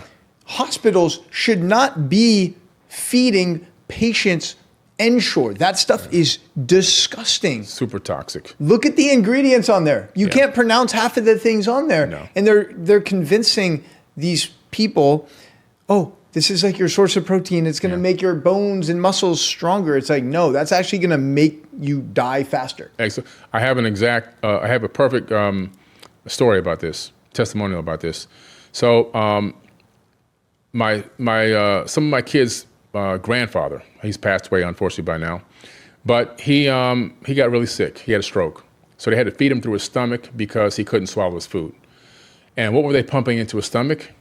They made a little thing in his stomach where they connect his food tube and they would pump in the Ensure. So he was getting Ensure every single day, all day. What happened within 3 months? 90 days, that's all it took. Kidney failure. Now he ended up with kidney failure. Both kidneys had to get on dialysis. Now he's got the stomach pumped, they're pumping the Ensure in, and he's on the dialysis machine at the same time. He ended up dialysis for like probably 2 years and he died. But yeah, it's just this process of milking you for every dime you've got on your way out until another soul comes into this world and they put them on the toxins immediately and pimp them till they fucking die. So they get all this money out of you. The whole process is about how much can we drain from this soul until they pass away, until the next soul comes in. And it's ironic too that it's really clearly executed the moment you're brought into this world and at the end of your life. Yeah, yeah. And it's like these two bookmarks, right? Yep. That should be very peaceful. Yeah. You know, it's like It should you're be a this peaceful innocent transition. soul. Yeah. Exactly. Yeah. And that's when they exploit you the most, because Yes. that's when you're most vulnerable. You're the most vulnerable as a baby and an older person, and that's when they just hit you over the head. And of course, when they had the global pandemic thing, they were getting people really good with that, with the the ventilators and everything else. It was just, they're treacherous people. I don't know how anybody can go to sleep, who does that and goes to sleep at night, kiss their baby and go to sleep at night thinking they've done a good deed for the world that day. It just tells me that there has to be NPCs in this realm. Non-player characters, people who don't have a soul or a spirit, they're just program code running through the matrix. It can't be that they're real human beings. I just don't believe it, because a real human being wouldn't do that to another human being. Like the things you see going on right now with this ICE. Those people that are taking those orders and acting on those orders, they cannot be real human beings. There's no way anybody could convince me that they're real people. Can we talk a little bit Yeah. about what's going on actually in LA? Because, obviously I've seen things on social media, but I haven't double clicked it. Yeah. I haven't gone deep with it. Yeah. Very conscious of the rabbit holes that I go down. Yeah. So what's going on right now? Like, what is happening in Los Angeles? I see all these crazy protests happening. I see a lot of violence. It looks like, I don't really know. Yeah, it's not just Los Angeles, it's just everywhere. I mean, even down in Miami, right? They have this event coming up. I think it's a soccer event coming up in Miami. And they're trying to give tickets away for $3 a piece right now. $3 to go to this event. Wait, Where you to used go be to the event or to go to the soccer game? To go to the soccer game. Yeah, it's the Club World Cup. The World Cup, yeah. But like for clubs. Oh, so They're giving tickets away for free. It would normally be expensive to go. You have to have some serious money to go to these things. And who's playing in the game? Well, it's all the foreign people are coming to watch soccer that are afraid to come because of ICE. Why ICE is having a protest at the stadium? They're not having a protest. As soon as you show up, they're going to be snatching people's souls and abducting you and taking you to ICE prison camps, and maybe sending you to El Salvador, or you don't know where they're going to send you, right? So Really? everyone's like, there's no way I'm going to come watch this World Cup. Oh, because they Even if I'm legit. because they think that a lot of the people that are coming are like from different countries who might not be legal citizens. Well, it's just because it's not. I don't think it has anything to do with them being legal or not. It's about making money. Same thing going on in California. How many people can we abduct, legal or illegal? It doesn't matter. We can make money off of them. So you see, when they abduct you, and I call it a true abduction. This is really an abduction. They take you to this facility. That facility is like a prison. That prison generates a lot of money. These are private sites. They're privately owned sites, like private prisons. So the more people you bring in, the more money you make, especially when you're involved in the profiteering of these systems. The clothing, the food, the phone calls, all this, the blankets, the mattress, all of this generates billions of dollars. I'm not talking about millions, I'm talking billions, maybe even trillions now with this new run that they're doing. And so it's about abducting human beings, siphoning them away to these sites that are owned by private corporations. Those private corporations are profiteering off of every aspect of that human. They're like energy vampires. They're sucking the life out of them financially, because everything that's in there is getting funded either by the government or by taxpayer dollars, okay? Then they charge a fee and they siphon them out of the country. Eventually they get out of the country, eventually. Some don't even go. Some might be there for years. How much? It depends on how much money they want to make on this person. And when they get tired of making money on them and they want to bring somebody into that bed or that spot, then they send you off and they'll charge a fee for that too. So there's money being made abducting them, holding them, and then money being made sending them off eventually whenever they get around to it. And so this is a big money-making scam. It has nothing to do with illegal aliens and trying to get rid of criminals and trying to get rid of rapists and killers. Yeah, some of them are in that group, but it's really all about how many hundreds of billions of dollars can we make abducting people right in front of everyone's eyes. Really? And this has been done before, by the way. Obama abducted twice to maybe 3 times as many people as Trump has already abducted back when he was in office. Nobody really understands because Obama did it in a very sneaky, sleek way. It looked lots more sleek and stylish. It didn't have this abrupt, aggressive Gestapo type feel like Trump is doing. But Trump hasn't even come close to Obama's numbers yet. He will eventually, probably. But the whole thing behind this is a couple things. One thing is the abductions generate hundreds of billions of dollars. The second thing is the way that he's doing this is creating this Gestapo feel, which can create a potential civil outbreak. Now, if you have a small civil outbreak, you can declare martial law. You've already got the troops in there. If the president declares martial law, there's a little loophole in the presidency that allows him to maintain his presidency past 4 years. It was an executive order that was signed a long time ago. So if the president declares martial law because of uprisings popping up all over the country, which looks like what he's trying to do, then he can stay in office. And then once it passes the 4 years, he can have a private cabinet vote to see if they want to keep him in for another year, 1 year at a time. So he can actually stay in office potentially indefinitely. I'm not saying that's what's happening. I'm saying that these potentials actually exist. And that could be some of the reason. Part of the reason is money. The second reason could be staying in office. That's crazy because obviously there was talk about him being the first president to have a third term. Right. Right? Yeah. Like, I know, I thought it was mostly just joking. Martial law is the key. But it's also, so to my understanding, I know we were having a big immigration issue. Yeah. Right? Like Biden basically opened the borders. I think it was close to 10 million. It was too many. 10 million people came illegally. And the truth is, listen, I mean, my lineage is, I think we all come from immigrants to an extent, right? That's like America is such a young country. It was built on it. Exactly. Yeah. So it's a very sensitive subject. And there were also a lot of crimes that were being committed by people that were that came over, like really heinous crimes heinous crimes. And yes, bad ones. And also like in places like New York, they were treating immigrants better than some citizens. Giving them money, them cell phones, and it was very confusing. Room and board. So I know there's a lot of talk about like why would Biden's administration allow this? Is it because they're hoping these people become Democrats and vote for them in the future? Mm-hmm. Yeah. I don't know.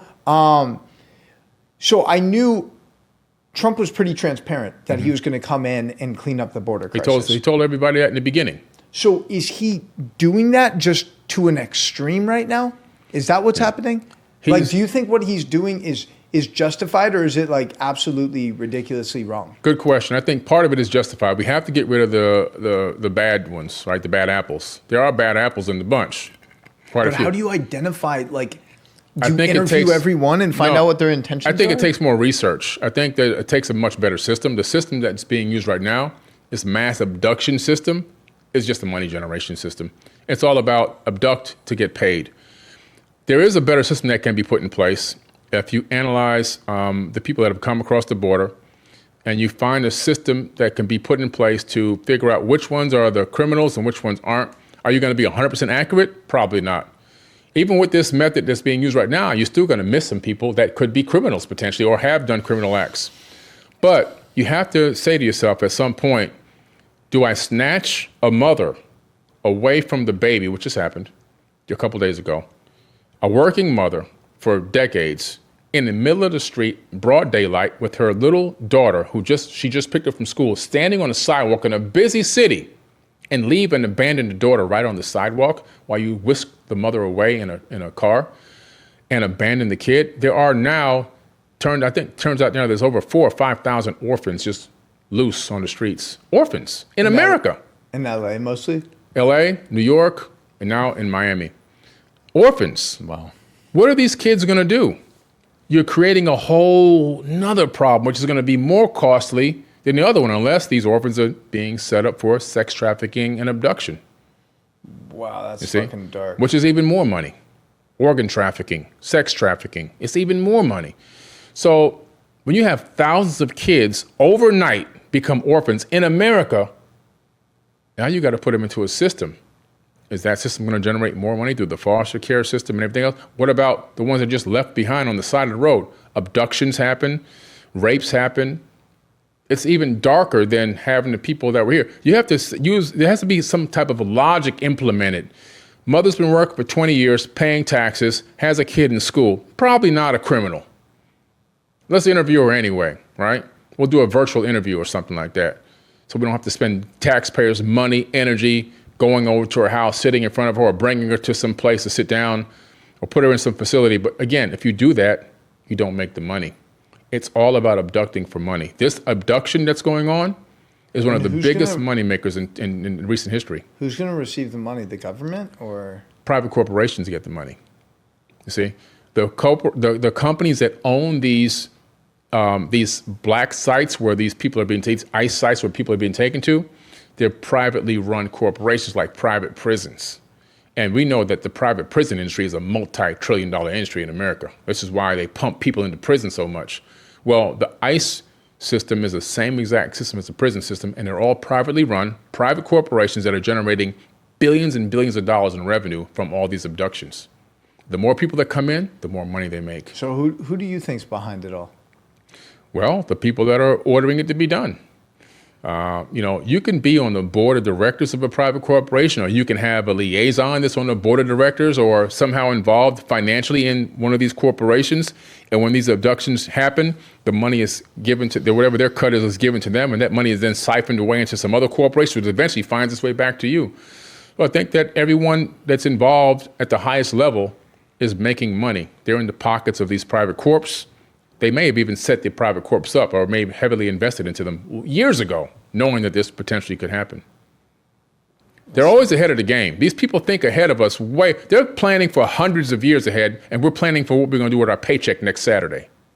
That's why we're always caught off guard.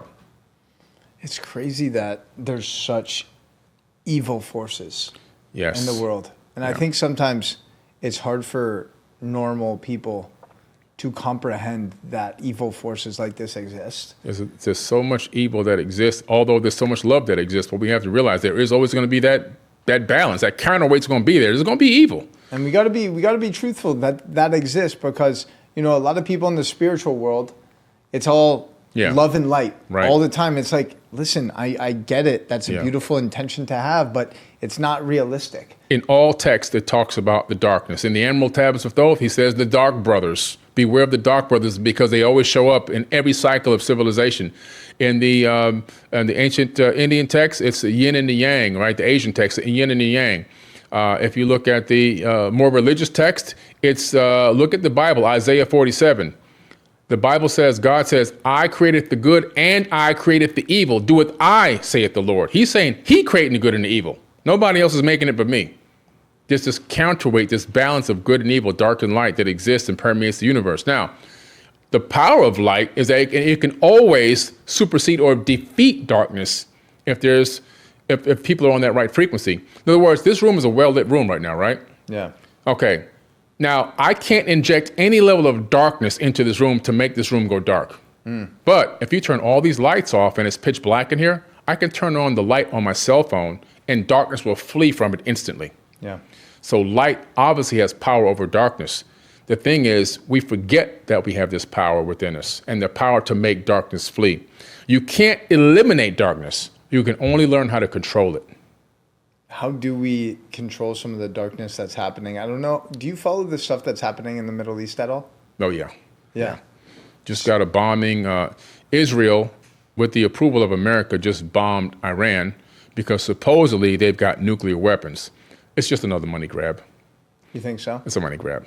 So that's my personal opinion. Now, does Iran have weapons? They have them because they just showed them on TV. They've got hundreds of thousands of weapons underground that never got bombed. They're like, hey, guys, we got these weapons. You dropped bombs on us, but you didn't stop us. We have all these weapons right here. War is money.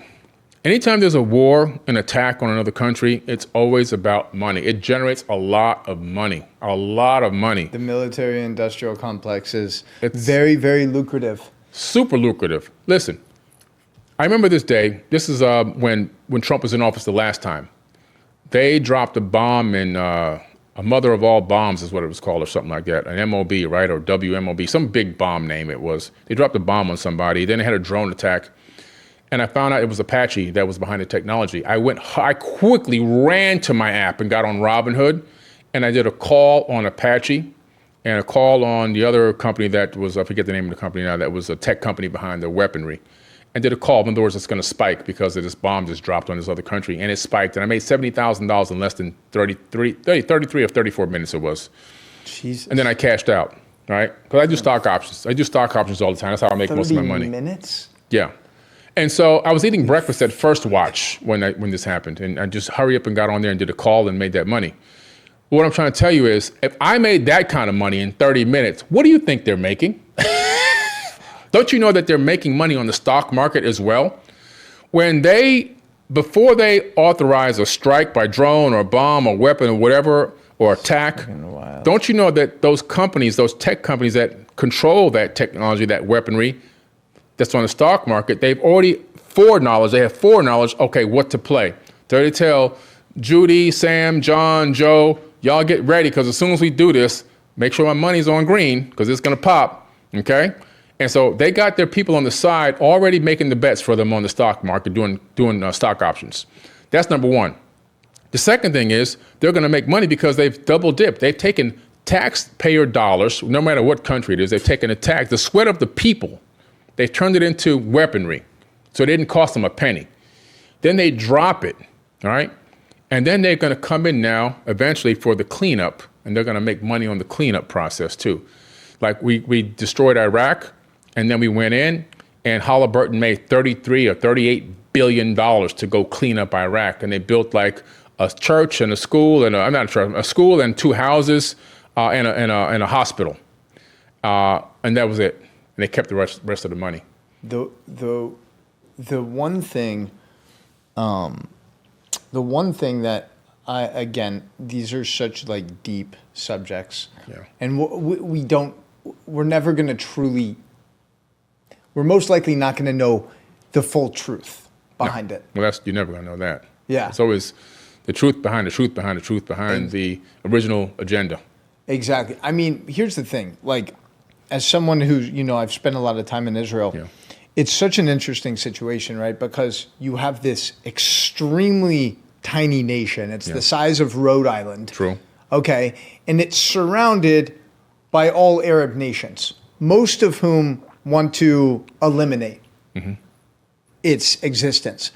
And Iran, by the way, it needs to be said, the people of Iran aren't the problem. Yeah.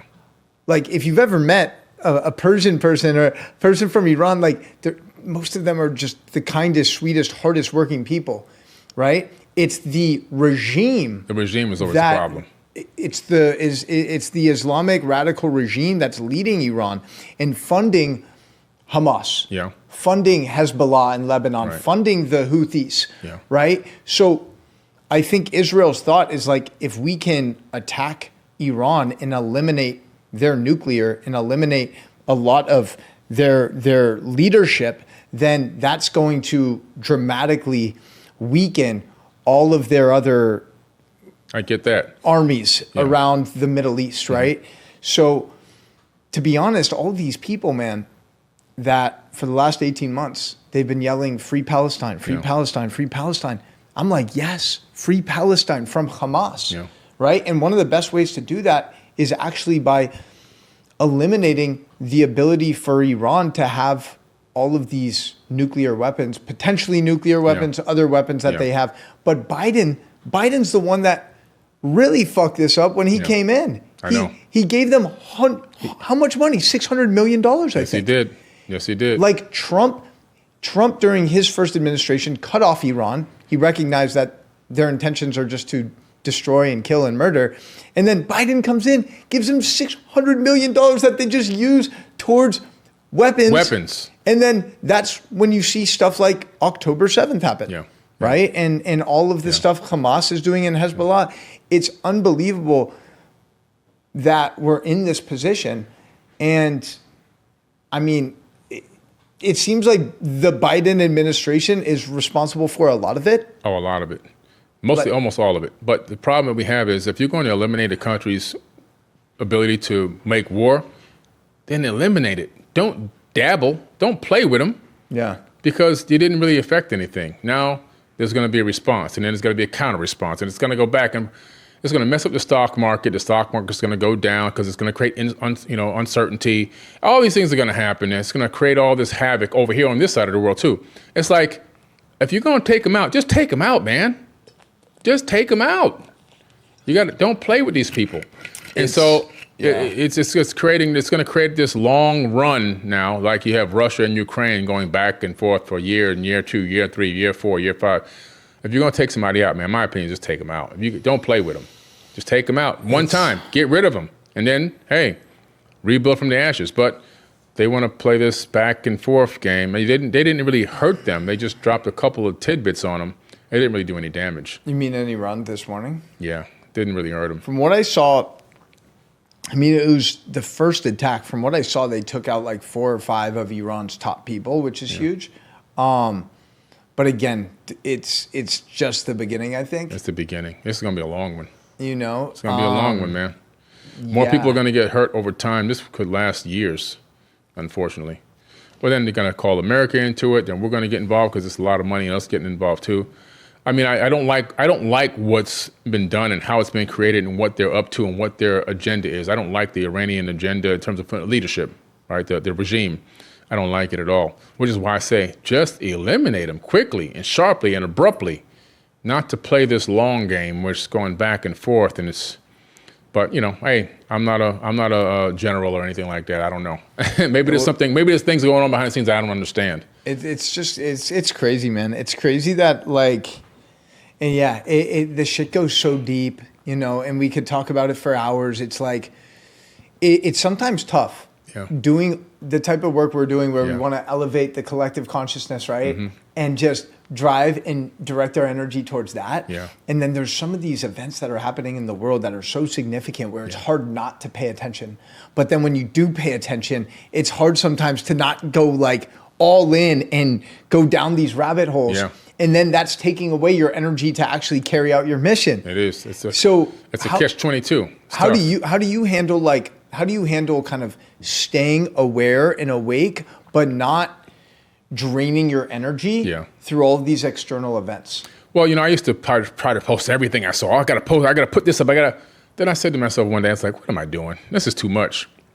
And I noticed also the algorithm, when they started using the algorithm, the more I focused on police brutality, or the more I focused on wars around the world or whatever, or injustice, the more that's all I was getting on my feed. And all my good positive stuff was disappearing, right? I have to search for it now manually. So I just come to the assumption and understanding that these forever wars and these wars that they're going to do, these elite oligarchs are going to do, they're going to happen whether I try to talk about them or not, or whether I try to post them or not, or expose them or not. So I just kind of really laid back a little bit. Now I'll show something here or there, but I don't go crazy over it anymore. I just try to focus on things that can bring people to bring awareness to situations going on, provide solutions to those situations, and show some positivity and motivation. And of course, talk about the ancient civilizations, talk about science, metaphysics, spirituality, because at the end of the day, there's really nothing I can do to stop this country from bombing that country at this point in my career. So I don't have that much power yet. But what I can do, I like that. I will eventually. But what I can do right now is affect change in people's minds, and maybe those minds eventually may grow up and get into those systems that exist that maybe one day they don't take in order to kill somebody else.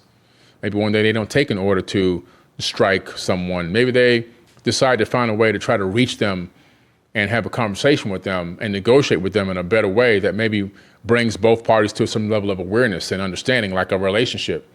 Maybe that happens one day.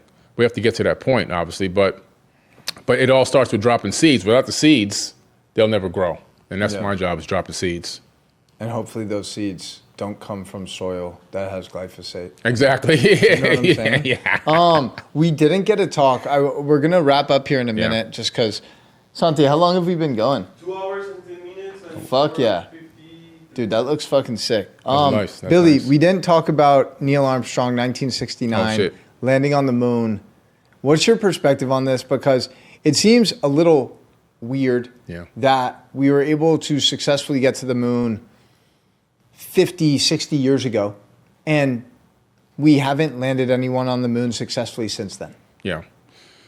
Okay, my hypothesis is going to ruffle a few people's feathers. Some people are going to get very angry because they have really locked themselves into the moon landing is fake.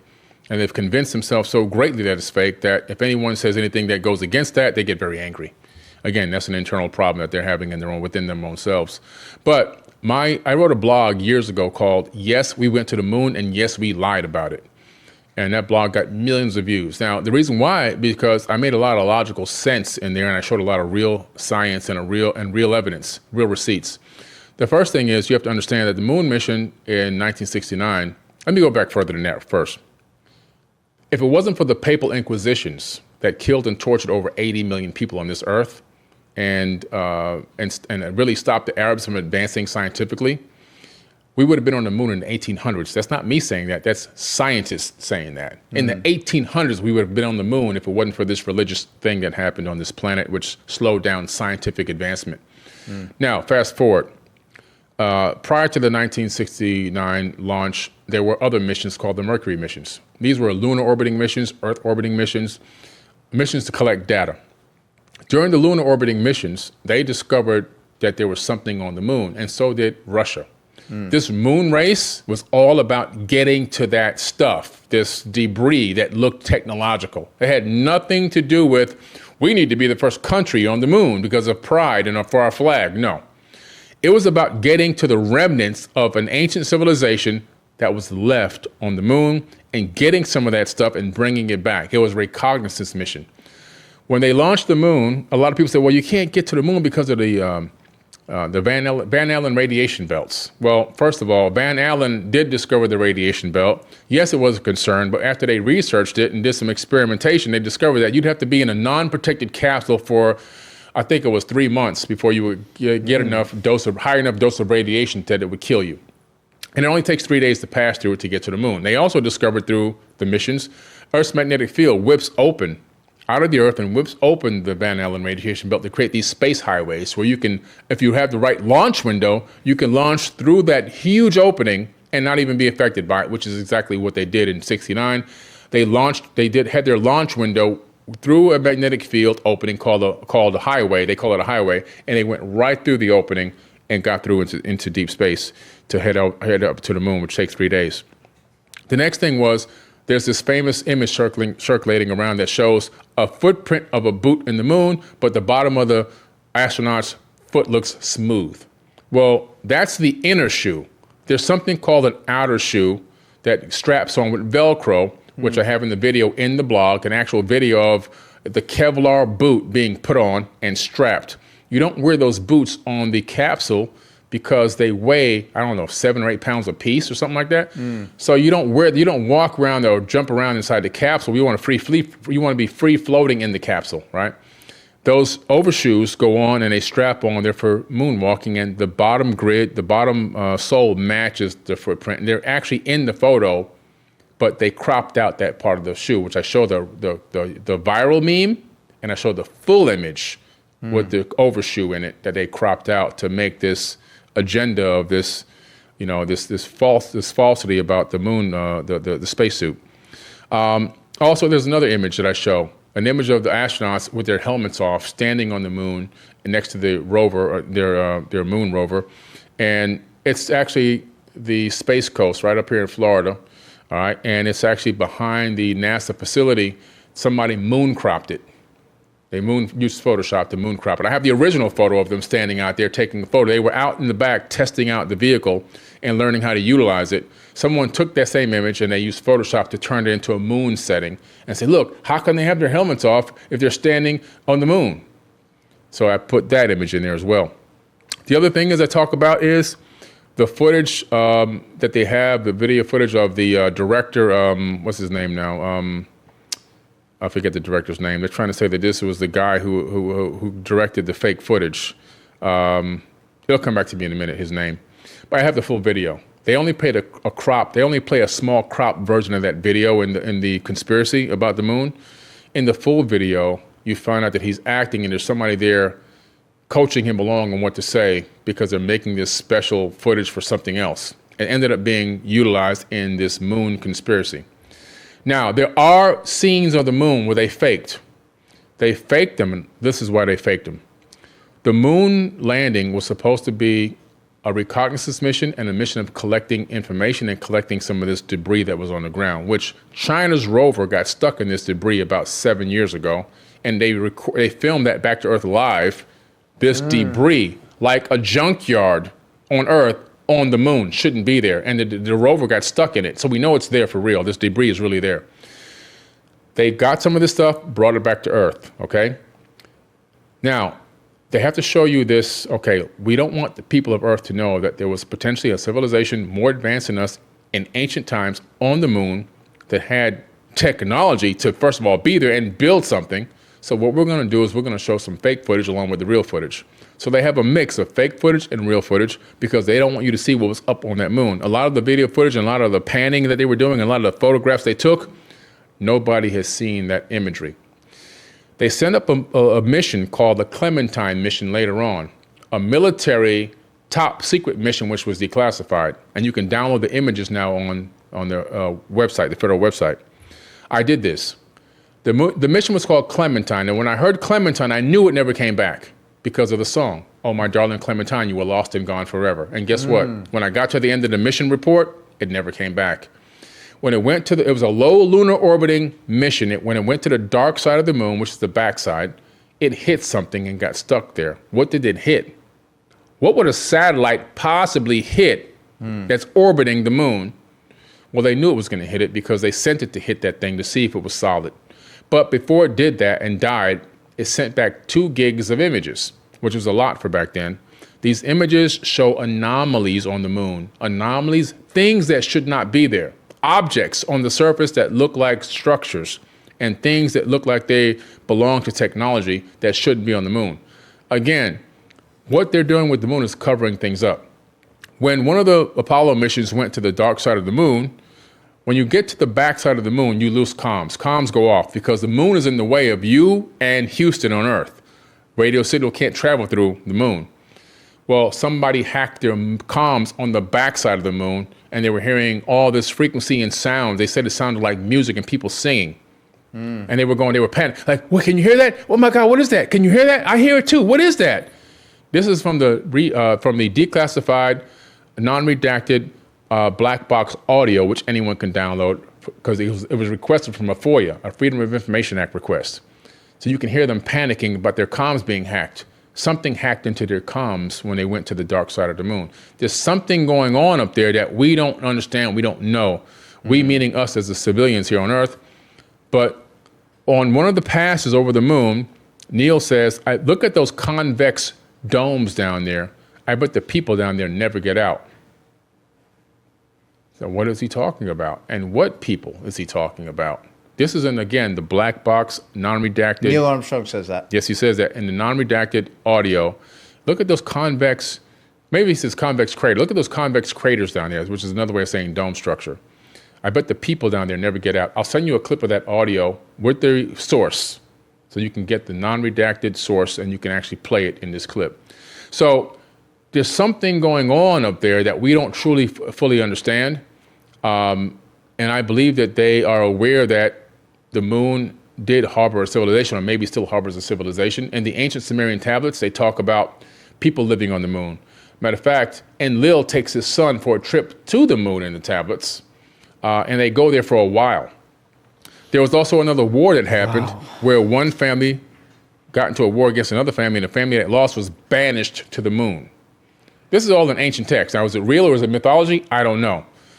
But all I can tell you is I feel like there's something with the moon, and I think it's linked to Atlantis, and I believe that the Atlantean war that happened on Earth was on Earth, the moon, and even went as far as Mars, the god of war. Wow. That's fucking wild. I've heard audio, too, of like them asking and interviewing Neil Armstrong about the moon, and there's moments where he seems very uncomfortable. Yeah. Well, he has gag order. They all got gag orders. Every single one of them has a gag order. That's why they were so hesitant to speak on it and talk about it. They all have gag orders because that mission became top secret. It's kind of unfortunate. Yeah. It's like whole life is dedicated to this thing, and like there's this big cloud over it. Yeah, I know. Yeah. What is something that you want to wrap up this conversation with, bro? We covered so many different bases. Yeah, we went all over the place. Like so many different Yeah. special moments and viral clips. Yeah. And powerful lessons for people to extract and apply to their life. Like ultimately, that's why I love connecting with you. It's because you share your wisdom in such a beautiful way that gives people knowledge and access to information that they can actually improve their life. You know what I'm saying? That's what it's all about. Yeah, that's all it's about. Bro, my mission is to help people improve, man, and just learn and become better. And I talk about the past because the past is prologue. The past is destined to happen in the future. If you don't know what happened in the past, how can you make a better future? You see? If a baby's growing up and the baby goes over to an electric outlet and puts its finger in the outlet, it's going to shock itself, right? Now, if it survives that, it remembers, don't do that shit again. Never put my finger in that again because it's going to hurt me. So the baby learned from a past experience. Humanity is a baby, and we have to learn from all of our past experiences, or otherwise we'll never grow up. And if we do grow up without learning from our past, we're going to continue to make the same mistakes over and over and over again. We're going to keep putting our finger in the outlet, right? And I would tell people, like, the most important thing, which is something recently that I just learned, and I had a big talk with my group in Peru on the last day about this, was don't take your blessings for granted. Like, like I said earlier, I've lived a life of 10 men already. And one of the things I realized through my life is I've had gratitude for things, don't get me wrong, but that true, heartfelt, deep gratitude on a consistent basis had been missing. And when I walked the back of that giant stone snake, and I went through that path of my life, and I had that replay of my life, I really gained, when I got to the parts of that walk where they were easier than others, that's when I had the flashback of times where I had so many blessings happening all at once. They were coming from every angle. Yeah. And I realized at that moment, I didn't soak that in. I didn't live within that moment. It happened, and I was happy for it, but did I express true, real gratitude for those moments? And I'm learning now, and everyone should understand, to really take a moment and smell the roses and express true, full, real, unadulterated gratitude for every blessing that you've been given, because tomorrow's never promised, and every day that you're given is another blessing. And when you can get into that gratitude frequency, so many other great things are going to open up and expand in your life. It's going to be mind-boggling. Fuck, man. Billy Carson, absolute legend. Thank you for gifting us with your presence today, man. Thank you, man. Appreciate it. It's my honor. I'm excited to see the amount of people we impact with this conversation. Yeah. Like the first time we connected, I'm going to take some time after this to process, digest, absorb all the information, and make sure to check out all the links in the show notes. We'll link to the Turkey trip happening in September, and then the Egypt trip happening in October. If you want to journey these sacred indigenous sites with Billy Carson, I mean, I can't imagine a more magical, mystical experience than doing that. So it's amazing, bro, even in these couple months to kind of witness the shifts and the transitions you're going through, bro. So I'm grateful to be able to witness your journey. Thank you, man. And thanks for being here, homie. Thank you, brother. Appreciate you, man. Oh, my guy. Let's go. Round 2, baby. We out. Peace out. Let's get it. See?